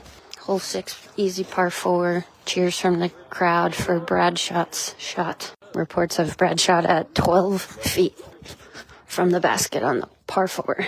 Stonykill needs to put it in. We walk up and bare bottoms have about a 12-foot putt, or at least that's the reported distance. I wouldn't be able to tell you what it actually was. You know, they've got two 980, 990 players going for a 12-foot putt. It's not particularly obstructed. It's a little bit downhill, and they both missed it. So we both birdied that hole. Have you seen the disc yet? Oh, that is not 12 feet if that's what it is. Oh, no. No, that's pretty close. Bare bottoms We play on. misses the short putt for Eagle, and we've got a continued playoff onto hole 7 at Stonykill. Let's go! Yeah! Holy shit! Pushed hole 7, 2 birdies. Bears throwing, good-looking shot on hole 7. 5 feet. Great throw from Alden Slack on Stonykill. No idea on the result of the throw yet. Good finish. Up. Let's go. Andrew is good at disc golf. Angus also good at disc golf. On to hole. Pushed to hole 8. They've got like a 35-footer that they make, and we have a tap in. This is cool, though, right? Seeing all the lights down the fairway? It's like a little holiday lights show, right? Yep. Up. No clue. I know, right? I heard it hit something. Couldn't. Up. Shape. That looks good. Oh, That looks good to him. I know. I have no clue. Nope, no idea. Where? I heard an updated 35. Yeah. Oh, shit. Let's go. Bare bottoms hits a big putt brother. for 2. Stonnykill's a little closer. I don't think it was quite 70. It was like 35, maybe? No, like 70. I don't know, in the dark where that light is? Yeah, it probably feels like 70. Let's go, Alden. Yeah, let's go. Yeah, Alden. Play on. On to hole 9. 9 was 2 birdies. Randy and I have to go to his work, holiday party after this. We're like, we'll just zip out of the match and go right home and change. Just kidding. There was almost a chance to on hole 1 and then almost a chance to get on hole 6. I know. Wild. Up. Yeah. Let's go. Doral. Andrew Doral? Dog. Up. That's how I was feeling. No. I feel how I want it. That's kind of all you can ask He said based on the vibe from my body? I like that saying. I'm going to use that. Hell yeah, dude. Hole 9 at Stonykill, par 4. About halfway down the fairway, first up to throw. Bare bottoms. It's just Randy. Friggin' Randy. Up. Really regretting taking my sweatpants off now. It was fine for the first 4 holes. Are you going to sleep, Lee? I mean, I think it starts at 7, so got a half-hour drive and then just get ready super fast. Last year we went after we played Devon's. Oh, you said It's awful. Let's go, Andrew. Yeah, right there. Heck yeah. How close is that? All right. Thought it was parked. Yup. Stonykill in for 3. Bare bottoms in for 3. Through 9 holes of a playoff at Stonykill. And then we finally get to 10. You know, we're talking to the other team's captains. It's pitch black out at this point. We've got absolutely no sight line on anything. And we're throwing out over a field. At least when you've got, trees and stuff around, you can have a general idea of where the disc is, but we're just throwing out into a field. I'm linking some pictures to kind of give you an idea. I was going to say I was watching this on our ride home from Pyramids, but the truth is I was listening because the screen was just black. It was crazy. I can't imagine you could see anything. We throw out on 10. It takes us forever to find one of the discs, but eventually we track everything down. We're just playing glow. Yeah, dude. 100%. Yeah. Yeah, I definitely feel like we should go back to 1, but that's just... Back 9, 10 is open. It'll be easier to find them and see them as they go. Yeah. Get a little action. Do you want to go to 1? I don't know. I don't know. I don't know. We didn't fully decide ahead of time, but I feel like 1 would be the smart. All right. Up! Not a single thing. Did you see anything? Yeah, that's what I thought. You're going to have to do a search party and everybody walk in a line. Bruh. Hope it didn't bury itself. Coming at you. Up! Towards the right side. Yeah, nice. Found 3 of the 4 discs so far on a long par 4 at Stonykill. Looking for Bradshaw's disc. Whoa, they have it. They have found Brad's disc. Guess we gotta add that to the rule discussion for next year. We gotta have something, because this is not... Yeah. This is not tenable. I mean, it almost never has. For sure. But if it does happen, this is the outcome, so you need to alleviate something of this. Yep. This is not how this should be going. No. It should be a short loop, and you play 4 holes, and then you play CTV, and be done.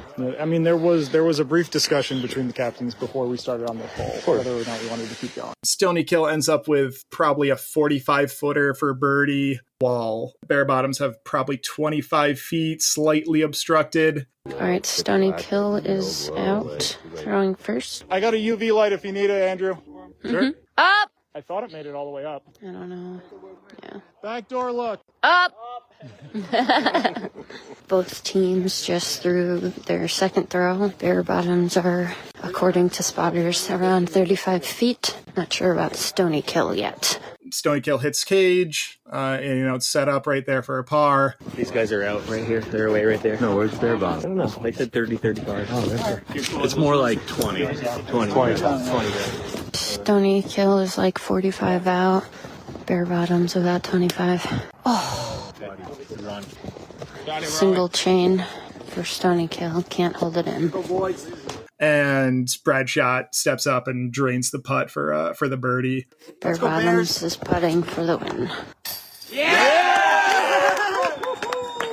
Bradshot hits it for the win. It's like 6:30 at this point. Everybody's been, walking around in the cold and wet. Randy's late for a work party. Yeah, maybe late for a work party. That's a frustrating one to lose, unfortunately. But it's a strong team. Very proud of what the team did, especially in doubles. We were able to get 12 points. When you have to win 6 out of 9 matches, 9 doubles matches and 1 singles match, that's a difficult thing to do. And we did a really good job of doing that. And yeah, it's a heartbreaker to lose, especially in a 10-hole playoff at home. And we're 0-2 on the season, staring down the barrel of 0-3. It's rough. Jack was saying at Kisco on Sunday that you guys got Scrooged on your schedule. It was a little bit of a rough schedule. I think they played the Bare Bottoms on the road, and he's like, thank God. They seem to be one of those teams that are zooming up the charts kind of thing. Yeah, they definitely are, but we had a chance. We absolutely had a chance. Like, I'm looking at my own performance in round 1. I'm looking at, my own choice of who we were sitting in round 1. Could we have switched up anything, anywhere? And if I'm being perfectly honest, we could have switched up a lot of things and maybe something would have gone different. But maybe something would have gone different in the wrong direction. Who knows? Very frustrating to lose, but that's how it goes. Strong team. I feel like we've made history. I don't know if there's ever been a playoff that's lasted 10 holes. Certainly not in the dark like this for a team challenge match. So that's something. Good way to go out, actually. You know what I mean? If you're going to lose, go out in style. Yeah. Jaimen, what's the longest playoff you've known of? That's a good question. I don't remember how many holes it was. Bohanski and Thomas Rascona had a really long playoff last year at the beginning of the season. I think the longest playoff goes to Ryan Nelson. Didn't he have like a 17-hole playoff last year or something like that? Maybe. I think that's just individual match playoffs, though. I'm talking like full team playoff at the end. Oh, I know. Yeah. I mean, at this point, the league's been going for like almost 20 years, and there's thousands of matches a year. And you don't know all of them? You're not the Tim of New England Team Challenge? I don't even know my own schedule. Well, it sounds like the Bare Bottoms are the goats of New England Team Challenge. I feel like we've got better chances to beat them than we do the goats, but who knows? Yeah, they've still got some growing up to do. Once you get up into like C and B pool, now you're starting to kind of get to the teams. But no, they're a super solid team. I haven't looked at their roster yet, but I know a lot of those names, and I don't usually know a lot of the names on teams. So who you got next, Alex, and when? So looking at the standings, we are 0-3, but we're not bottom of the board. We are 7th. The other 0-3 team is Crane Toads, who we are playing next. We've got them by about 6 points percentage. We're going to them. So we still have 4 matches, and I think our hardest matches are out of the way. No disrespect to the other teams that we haven't played yet, but the teams we've lost to are Daisy, who's top of the board, Bare Bottoms, who are second, and Bammers, who are fourth. So we very much have a chance. If we win all 4 of these, there's technically a chance that we can make playoffs. We're keeping our points percentage up pretty well, but it's going to be very difficult to predict at this stage. You almost want to play the other no-win team at their place. Yeah, we need every advantage we can get against some of the stronger teams. Absolutely. So, it all starts with winning the next one. At this point, it's just win the next match, win the next match, win the next match, and we'll worry about playoffs later. Anytime you have a team like Bare Bottoms that are kind of running the table on the division, it really makes the playoff picture look a little bit different. So yeah, there's a lot of time. Yeah. So 0-3, definitely worried. Yeah, like I said, we still got the chance, and I have every confidence we're not going to be into the relegation battle. It's just going to be, are we comfortably not in the relegation battle or not so comfortably not in the relegation battle? We don't have a set date for our match against them, but sometime in January. Initial thoughts is the 17th, but no guarantees. All right. But I do have a quiz. I was going to jump off. That's fine. Anybody wants to jump off, let me know. I will also jump off. Was that Jaimen? Yep. Anybody else before I say what I'm about to say? Nobody else can. If Evan and I both jump off, it's pretty much even. I was going to say, is that even? Oh, wait. It'd be 5 players, right? The even thing doesn't really matter. Yeah. I mean, if you got to get going, you got to get going. But Jaimen and Randy are our co-leaders in our picks league. So, Jaimen, you got to stick around. You're a captain. So okay, I can do that. I mean, I say you have to, but you don't really have to. But I'd appreciate if you just hung out for 5 more minutes. Oh yeah. Evan, you got to get going. Yeah, I gotta call it a night. Thanks. No, that's cool. Anything you got before you go? Anything coming up? No, looking forward to First Tracks. I don't know if there's December monthly's been announced yet. I don't know if I'll be able to make it, but I'm at 115 right now, which feels pretty good for the year. You've been at 115 for a few weeks now. I know. There's this whole thing called Team Challenge, and those apparently don't count for tag matches, but that's okay because I'm having fun. You could. It could absolutely count. Yeah. Just play the guy on your team stroke play. I hadn't even considered that. See, that's why I enjoy coming on here. You guys got that insight. Evan just got his mind blown. Later, buddy. All right, thanks, guys. Thanks, Evan. All right, so we'll end up 3-2, and Jaimen, because alphabetically you're in the lead, you'll get the extra pick. Let me get my whiteboard, but who's your first pick? Jaimen. Wait, who's the other captain? Randy, right? Randy. Mm-hmm. Just making sure I don't. So pick unlike Randy, you don't want to pick the other captain. I'm gonna go with Tim. Randy, who you got? I'm gonna go Erich. Love it. Who you got, Jaimen? Corey. And Randy, who you got? I'm trying to make sure I'm not going to say someone that's already picked. I think it's just Alex? me, right? It's just Alex? Okay. Sorry. That's why. I'm like staring at the names. I'm like, did I mess this up? I was confused myself. No, that works out. So Tim and Corey versus Randy, Erich, and Alex has become the Alex of the week. I used to be good at trivia. All right. Jaimen, you got anything before you go? No. I'm excited for New York Team Challenge this weekend. Always love getting the chance to go play Wilcox. That's it. They can choose a different one, but what category between 1, 2, and 3 would you have your team choose? I think 3's feeling pretty lucky. All right, I dig it. Well, thank you, Jaimen, and talk to you later. Yeah. All right, thanks, Pat. Later, bud. Thanks a lot, Jaimen. Bye. Peace. That's the game. Say it loud. Shout the names. Spin the questions round and round. Will you land it or hit the ground? All right, Tim and Corey, we've got 3 categories. 2 of them are disc or no disc. 1 is a local disc golf / podcast category. Jaimen suggested you choose category 3, but you were not tied down to that choice. What category would you guys like to pick? Corey, you like 3? Nah, I like number 1 today. I've fought with my kids all day, so I'm not going to fight with you. I'm going 1. All right, Tim and Corey, question 1, category 1, against your captain's wishes. On the Beaufort scale, any wind with a speed of 4 to 31 miles per hour would be designated what? On the Beaufort scale, any wind with a speed of 4 to 31 miles an hour would be designated what? Beaufort scale. I think you made a mistake here, Corey. I was thinking the same thing there. This is a question 1. Mm-hmm. Oh boy. 4 to 30 miles per hour is a 4 what? to- A gust? No, they can gust and go higher than that. Can Gus go higher than that? I think I like I Gus. think I mean, they that's a. refer to like gusts as high as 60, unless they don't know what the fuck they're talking about either. Which I don't we think they all know what they're talking about. A breeze? No, a breeze. You think that's a breeze? I don't know. I don't know who Buford is. He's a general from the Civil War. No, wait, he was before the Civil War. Wait, what? You actually know this guy? I thought you were making that up. No, isn't he? John Buford Jr. was a United States Army cavalry officer. He fought for the Union during the American Civil War, rising to the rank of Major General. Sir Francis Beaufort was an Irish hydrographer and naval officer who created the Beaufort cipher and the Beaufort scale. Let's go with breeze. You want to go with Yeah, let's breeze? go Is with it the breeze. Blatnick breeze? Blatnick breeze. You guys agree? Yeah. Is the breeze. Oh, Corey, you're awesome. Hey, they said Blatnick breeze. Uh, I'm kidding. The breeze. I'm going to say the breeze is a disc. Yeah, me too. You guys agree? Yeah. Yeah. Discgraph, September 30th, 2003. It's an ace race day. Okay.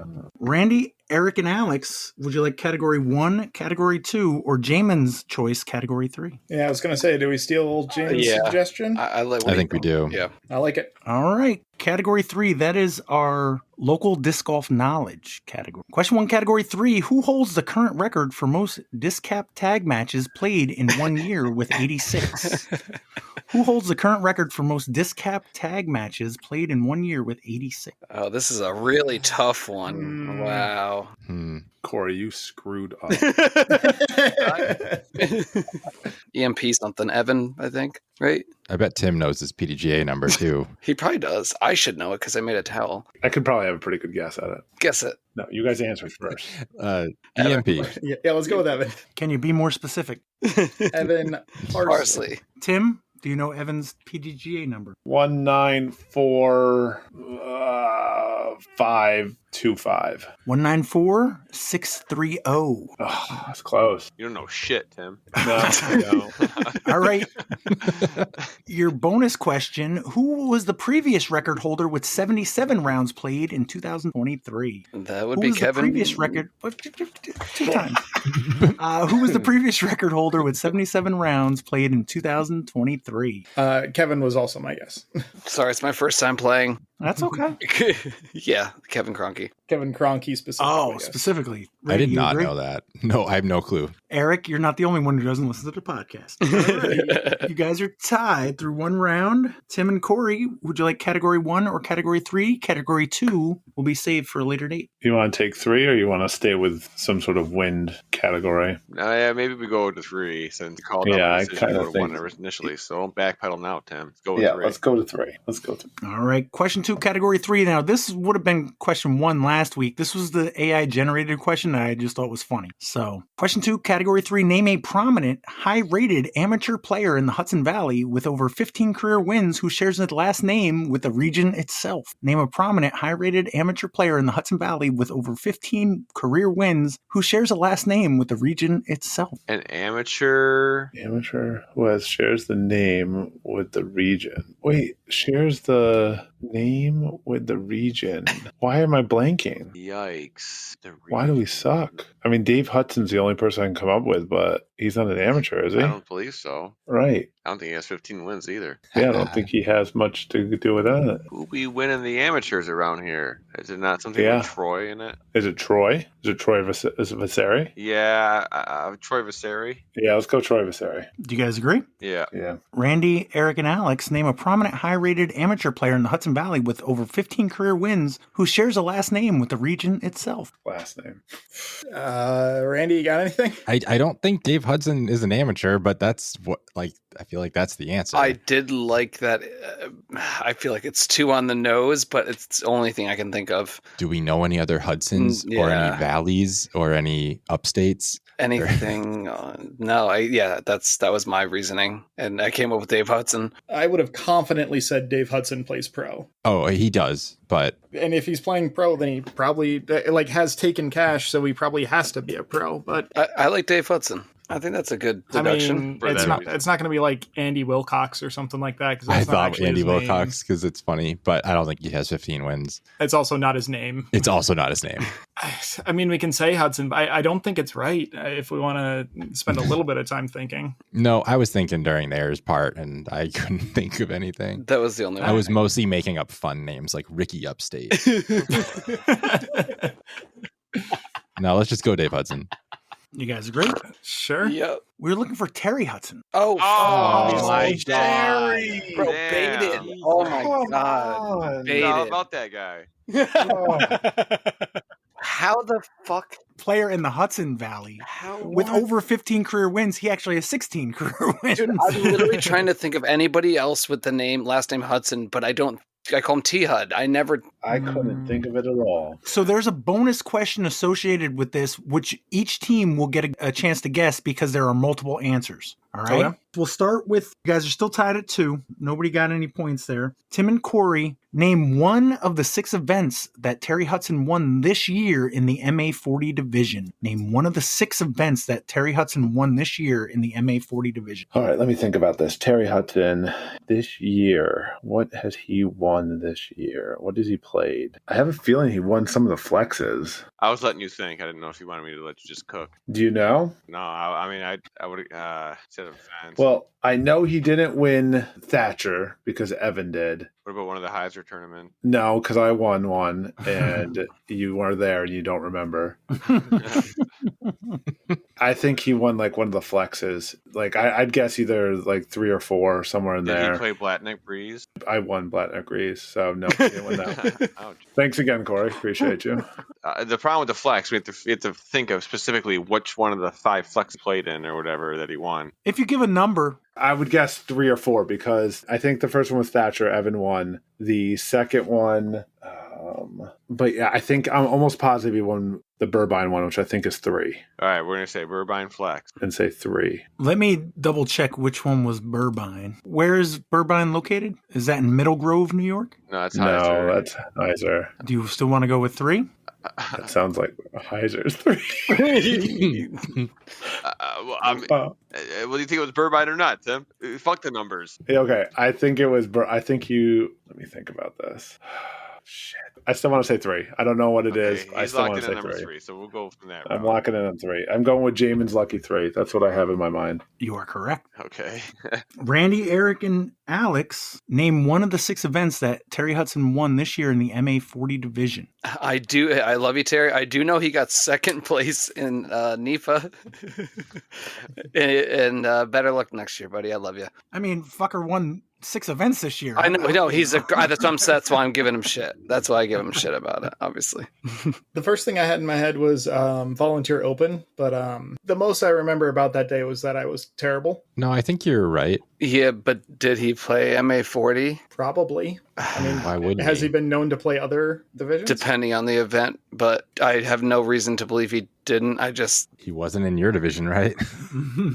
Well, no, he was not, but I just want to explore all options. But yeah, I mean, I don't see. He did mention the fact that it was an MA40, so I'd imagine he did play in other divisions. So I'm just pointing that out. That's all. But I think he did win the volunteer finale. Let's go with it. Wait, hold up. I had said the volunteer open. That's 2 different events, yeah. Oh, shit. The volunteer finale, he easily could have won the volunteer finale. Okay. But either one, I feel like actually, now that you've said it, I think the volunteer finale is probably a more confident answer, yes? Mm-hmm. What's the volunteer? That's what I was thinking this whole time. Alex, you were talking about the tournament at WeDGE. James tournament up in Newlands Falls. Wait, that wasn't this year, or am I crazy? Wasn't the volunteer open last year? And this year No, it was the bat it was and this kill? year. There was 2. Yeah, there was also the bat and kill. gosh. Please don't let me sway you from the wrong answer. I really hope I'm not. Honestly, it was not a confident answer, and you guys are both like, yeah, of course. And I'm like, okay, but I feel better about the volunteer finale. All right. Same. You guys agree? Sure. Yep. Going with the volunteer finale? Yes. So in the MA40 division, he did win the volunteer open. Okay. He won the Discap Series 2. Oh, shit. Which is, just to clarify, Charleston? Where's that? That could be Burbine. Okay. So you guys were right. And 3 was what you said, Heiser? Volunteer 3. So he won 2, 3, and 4. Oh, shit. He won the 2025 Friday Flex tournament at Meadowbrook, number 5 of 6, and the Battle for Griffiths Gardens 4. In the Not the MA2 division, Oh, come he won the on, Disc come Cap on. Series 2025 volunteer finale. Come on, dude. I fucked that up so much. I'm sorry, dude. Nah, I changed tax on you guys. I should have stuck with my. I know. my I know. You thought. should have stuck with your gut. I'm sorry. Mute. We were still right that he won. Right? He win. He, yeah, that's, hey, I was very confident. he did win. He did win. Now we got to figure out whose turn it is. I think It's it's our turn. ours. Yeah. Okay, you guys are down 1. It's 3-2. Am I correct? 3-2 is what I've got. Okay. Yeah. Would you like category 1 or 3? 1, please. Yes. One, Back please. to 1? Yeah. Sure. All right. Question 2, category 1. What adjective has been used to describe a mouse, a giant gorilla, and ducks? What adjective has been used to describe a mouse, a giant gorilla, and ducks? I mean, I can think of a lot of adjectives that you can use to describe those things, but I have a feeling it's a specific, like species name almost. What are some of the words that came to mind?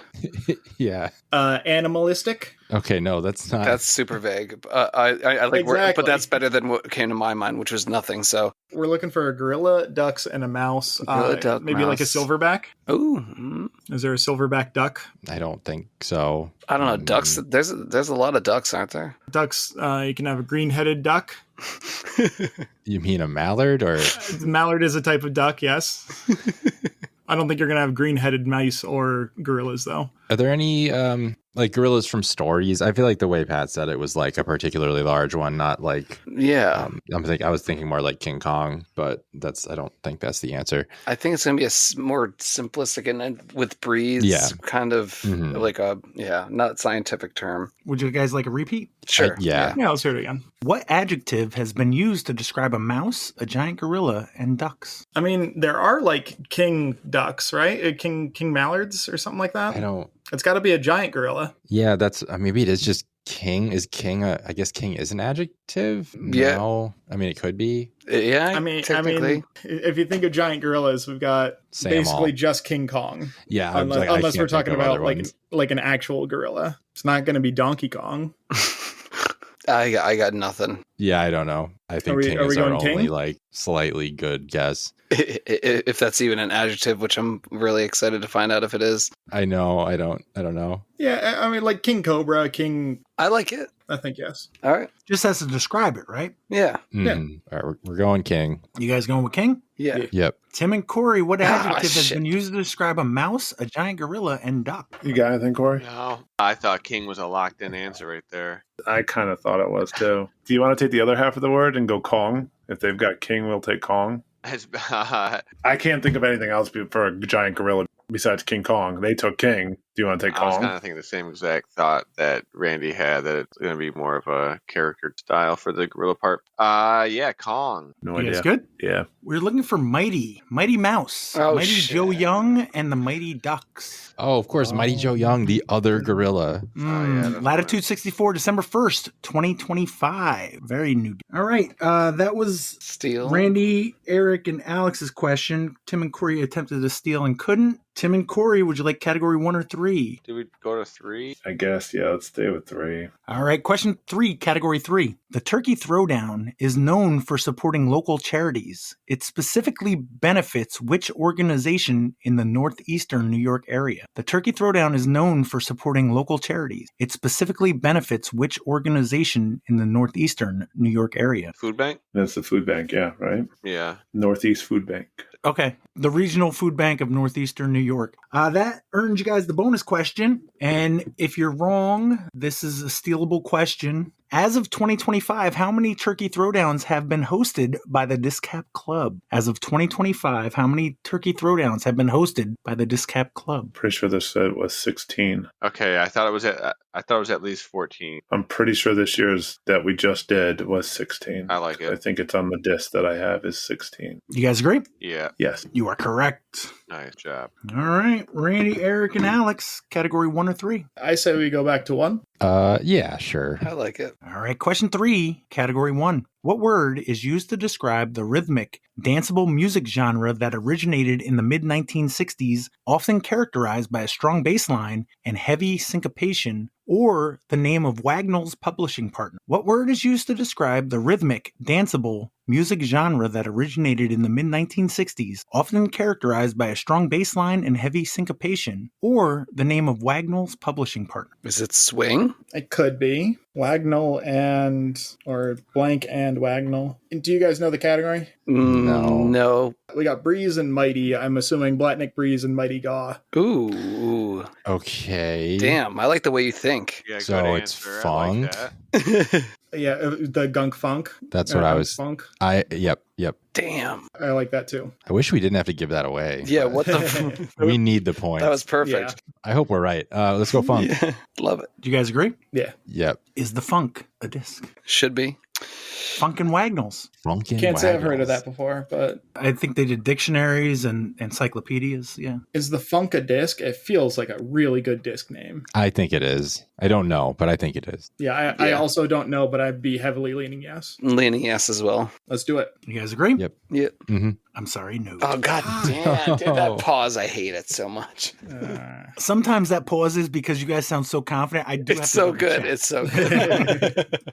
All right. You're down 5-3. Tim and Corey, we're halfway through. Would you like category 1 or 3? 3 have been used in 1, 3 have been used in 3. Do you feel good about tournament names or more local disc golf? I could go either way, I guess. I'm going to do another one in 3. You guys going with category 3? Yeah. Yeah. All right. Question 4, category 3. What doubles team won last year's 2024 Turkey Throwdown driven by Innova in the MPO division? What doubles just need the team players. won last year's 2024 Turkey Throwdown driven by Innova in the MPO division? My bad. We just need the players' names, right? Not the team name. Yes. For this question. Yeah. Dave Hudson and Mike Weiss. Mm-hmm. Do you guys agree? Oh, yeah. Yes. Do you know what their team name was? Oh, they do the one with This year they were Helen Keller and Romney. Mitt Romney.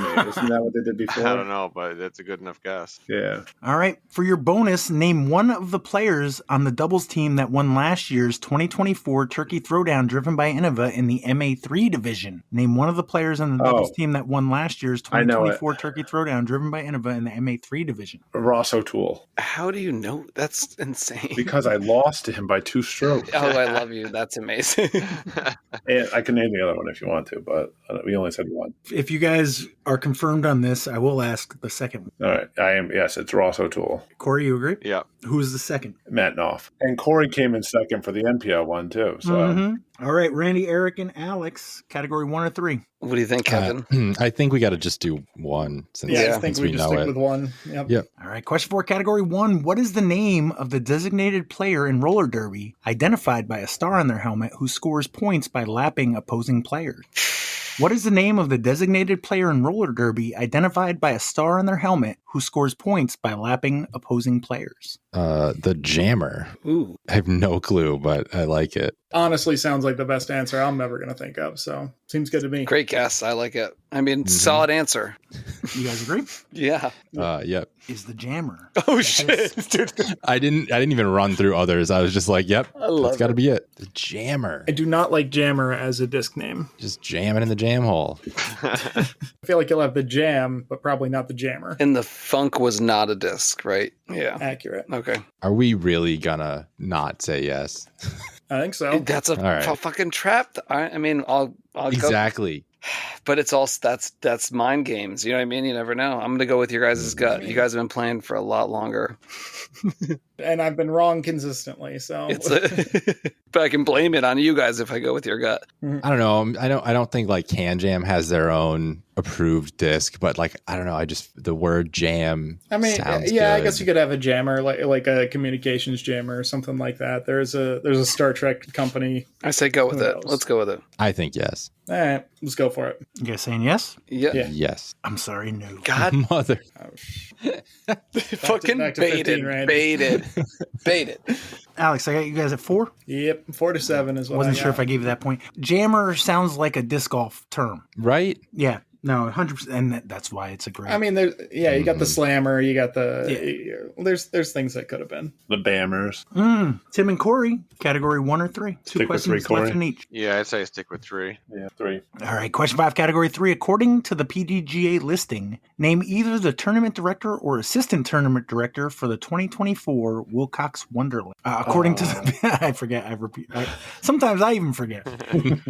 According to the PDGA listing, name either the tournament director or assistant tournament director for the 2024 Wilcox Wonderland. Kristen McDonald. Was she one? I thought so. What was the other guy's name? Adam Babbitt? I'm good. I mean, if you feel good, you said that like you knew it, like it was in you right there. So I'm good. And Kristen's awesome, so she probably is doing stuff like that. So I'm good with Kristen. Oh, wait, what year did you say, Pat? Would you like me to repeat it? Yeah. According to the PDGA listing, name either the tournament director or assistant tournament director for the 2024 Wilcox Wonderland. Last year's Wilcox. Last year's. I think it was still Kristen. Yeah. I'm still gonna say Kristen McDonald. All right, you sound confident, Pat. We're locking it in. Kristen McDonald. Do you guys agree?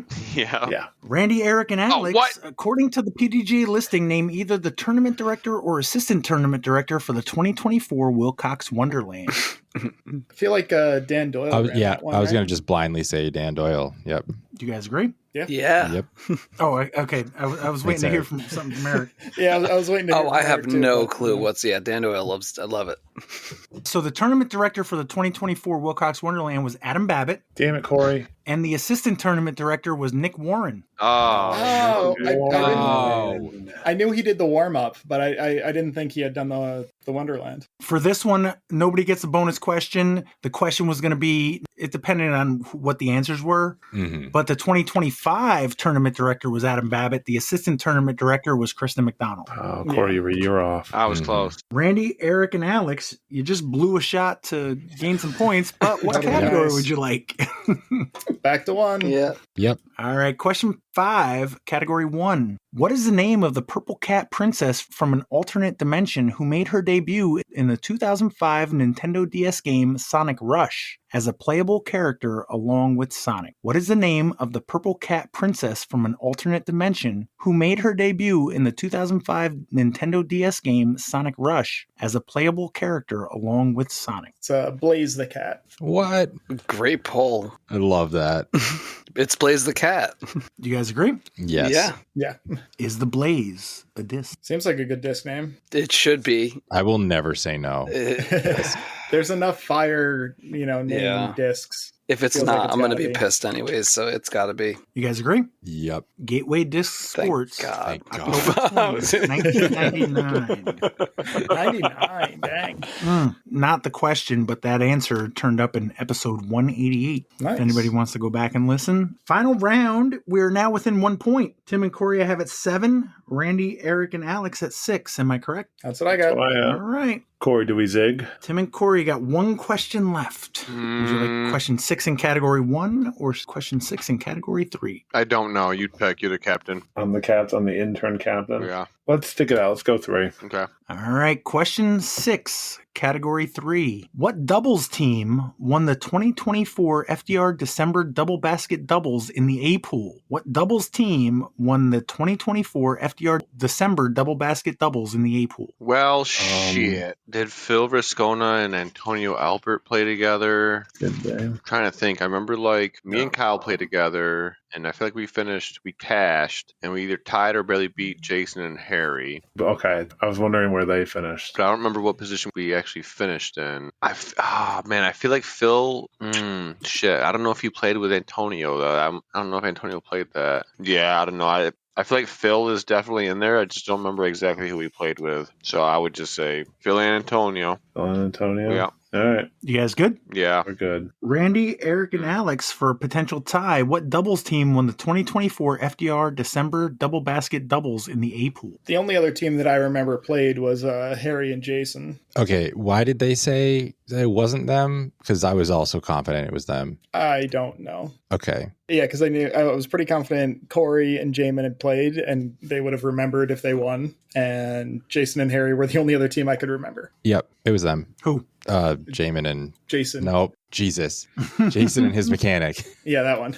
You go with that, Eric? You'd love it. We were looking for Phil Thraskinator, or Phil Rascona, and Josiah Zudzma. Oh, shit. Yeah. Oh, my forgot about Josiah. gosh. The 3 Fs. I don't know where that comes from. All right, Tim and Corey, you guys are up by 1 point. But since you missed the first question, I'm going to give them the first opportunity. Randy, Eric, and Alex, name one of the other 3 team names that cashed in the A pool. Name one of the other 3 team names. I'm not looking for who was on the team. What were their team name that cashed in the A pool? Oof. Yeah. I literally have no knowledge of that event whatsoever, sadly. Was it just like Lehman Auto Repair or something? Easily could have been. I can't think of the exact name of like the business, but I feel like it was straight up the name of the business. Like I said, easily could have been. I have absolutely no clue. What do you want to go with, Randy? Sounds like you're the knowledgeable one in this one. You're the guy here. Maybe just, I guess, Lehman's Garage. I like. You guys agree? Yeah. Sure. Tim and Corey, can you name one of the other 3 team names that cashed in the Corey, I'm sorry. Corey, what was your name? I think it's Corey. No, Corey, what was your name? Again, I'm pretty sure it's Corey. The team name was Corey? Team name, he cashed. I bet I was Yeah, but that's not what you're asking. Yeah, I figured he was either muted or... I was like, what is At the top of his happening right grandma. now? Corey, do you need the question again? No. I got it. We were always Uncrustable themed, and I don't remember if it was No Crust, No Problem, or Don't Trust the Crust. You got nothing, Tim? I knew it was Uncrustable themed, but I couldn't remember which one it was, because I think for Turkey Throwdown you were... Which one were you? It might have been Don't Trust the Crust. I think it was Don't Trust the Crust is what you were for Throwdown. And I think we were like Let Us Cook, but that was like our... I don't remember what that... I want to say No Crust, No Problem. No Crust, No Problem? I'm good with it. Because I knew it was Uncrustable themed. You guys agree? Yeah. All right. So in 4th place was Harry and Jason. They were Upstate Auto and Dam Repair. Randy, you were very close. Oh, I remember that now. Dang it. In 2nd place, Kyle Young and Silvio Sanchez, they're eating the dogs. Oh, yeah. I remember that too. And in 3rd place, Corey Cook and Kyle Hirsch, Don't Trust the Oh, Crust. you motherfucker. Oh, is that what we... Oh, We said the other one. No, you said... we picked the other one. I was dying over Corey, deliberating over what Uncrustable. And that's why, because Corey changes his team name more than he changes his underwear. So, Oh. Damn it. Randy, Eric, and Alex, you guys are down 1 point with the final How are we question. still in this? Question 6, category 1 for Randy, Eric, and Alex. From the Latin for buyback, it once referred to buying a slave's freedom. Today it can refer to being saved from sin. From the Latin for buyback, it once referred to buying a slave's freedom. Today it can refer to being saved from sin. Redemption? Yeah, what's the tournament though? Oh shit, that's the category. Yeah, you're right. There's some other words. Retribution was what I initially came up with, but I don't think that's right. Saratoga Revolution. Saved. I'm trying to remember which tournaments I played. Not really coming up with much. This was supposed to be an easy one. Yeah. It's not the Fool's Fest. Nope. What was the next tournament? It Not wasn't the Volunteer Open. Electricity. Electricity. What else was happening in May? Like April, May. It's not the Heldeberg. Cosmic. No. Fun in the Sun. It's not the Mind Kill Championship. Yeah, Jammer was around. Was there 1,000 Acres like Wild West theme one that had redemption in it? Because that's like, I'm just trying to make it up now. I mean, it could have been. Trying to just make it fit. Yeah, I did not play that one, but there was one that was going on there. But the Wild West tournament that I remember was a N80 qualifier, so I don't know if it had like a name along with that. Yeah, July was Bat and Kittle, wasn't going to be Brewster Ridge. Think of courses, any courses in the tournaments, blanking on any. Not going to be Syracuse, not going to be States. Throwdown. Yeah. I think we're going with redemption. It's the only word that like makes sense, but I don't even know if it was a tournament. No, me either. Yeah, I mean, I got nothing, so might as well. Redemption? I guess so. All right. You guys agree? Sure. They haven't played it since 2021, but the Long Island Redemption. Wow. Wow. Holy shit. None of these had to be current. Fair, yeah. Is the Redemption a disc? It's an awful disc. This is for the win. You are tied. Through God, all things are possible. So jot that down. There we go. Always Sunny reference. Love it. It sounds like a good disc name. Yeah. I was gonna say it's almost so bad it's good kind of thing. I've just gone yes all night, and I've only been wrong. And this is for the tie. Twice. No, you've already tied. No, This And it is was for a the win. God damn it. This is for the don't stay Yeah. up till 11 o'clock. Yeah. Shit. I'm going yes all night. All right. Don't care. All right. Send it. What do you think, Alex? I don't like it, but I can see it theoretically as a disc, so I'm not going to fight the momentum. I guess we go yes. You guys agree? Yes. Yep. Because that sigh did not sound agreeable. But Not happy about it, but we agree. Goliath Discs, June Oh, 19th, shit. 2023. Of course. Hail Mary, dude. We all Randy, win. Erich, and Alex, congratulations. Randy doesn't have to go to 15 next home match. Leave me there. It's fine. So next week we got New York Team Challenge, so we're going to have a busy week then. What birthdays we got coming up? Jamie Borge, I owe him discs. That's all I got. He's a little up north, but he likes to come down and play disc cap events. Joey Andarza, his birthday is today, according the 8th. We mentioned last week Jacob Dunbar. His was yesterday. Everyone's favorite classic, J Park player. Gets around about AT, Andrew Teague. His birthday was the 9th. Okay. Shane Lambert, his is on Friday. He's more local to here. Well, thank you, Alex, Erich, Corey, Evan, Tim, Jaimen, and Randy, and sweet out Hudson Valley. Thanks, Pat. Thanks, Pat. Thanks, Pat. Boom roasted.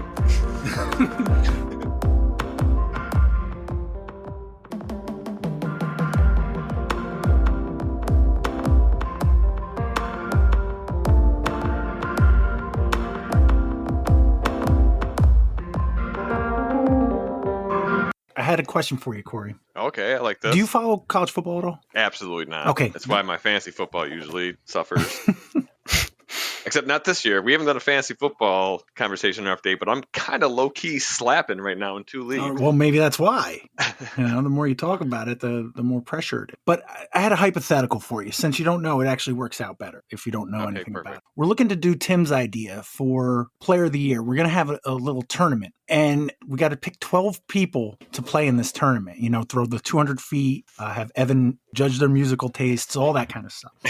And we got like a list of like 14, 15 people, and we're trying to narrow it down. So we got these 2 guys. Who could we use? Who's like a fringe, like it would be a top 12 player in the area? Top 12 guy in the area. Corey Cook. Yeah, I can. Yeah, sure.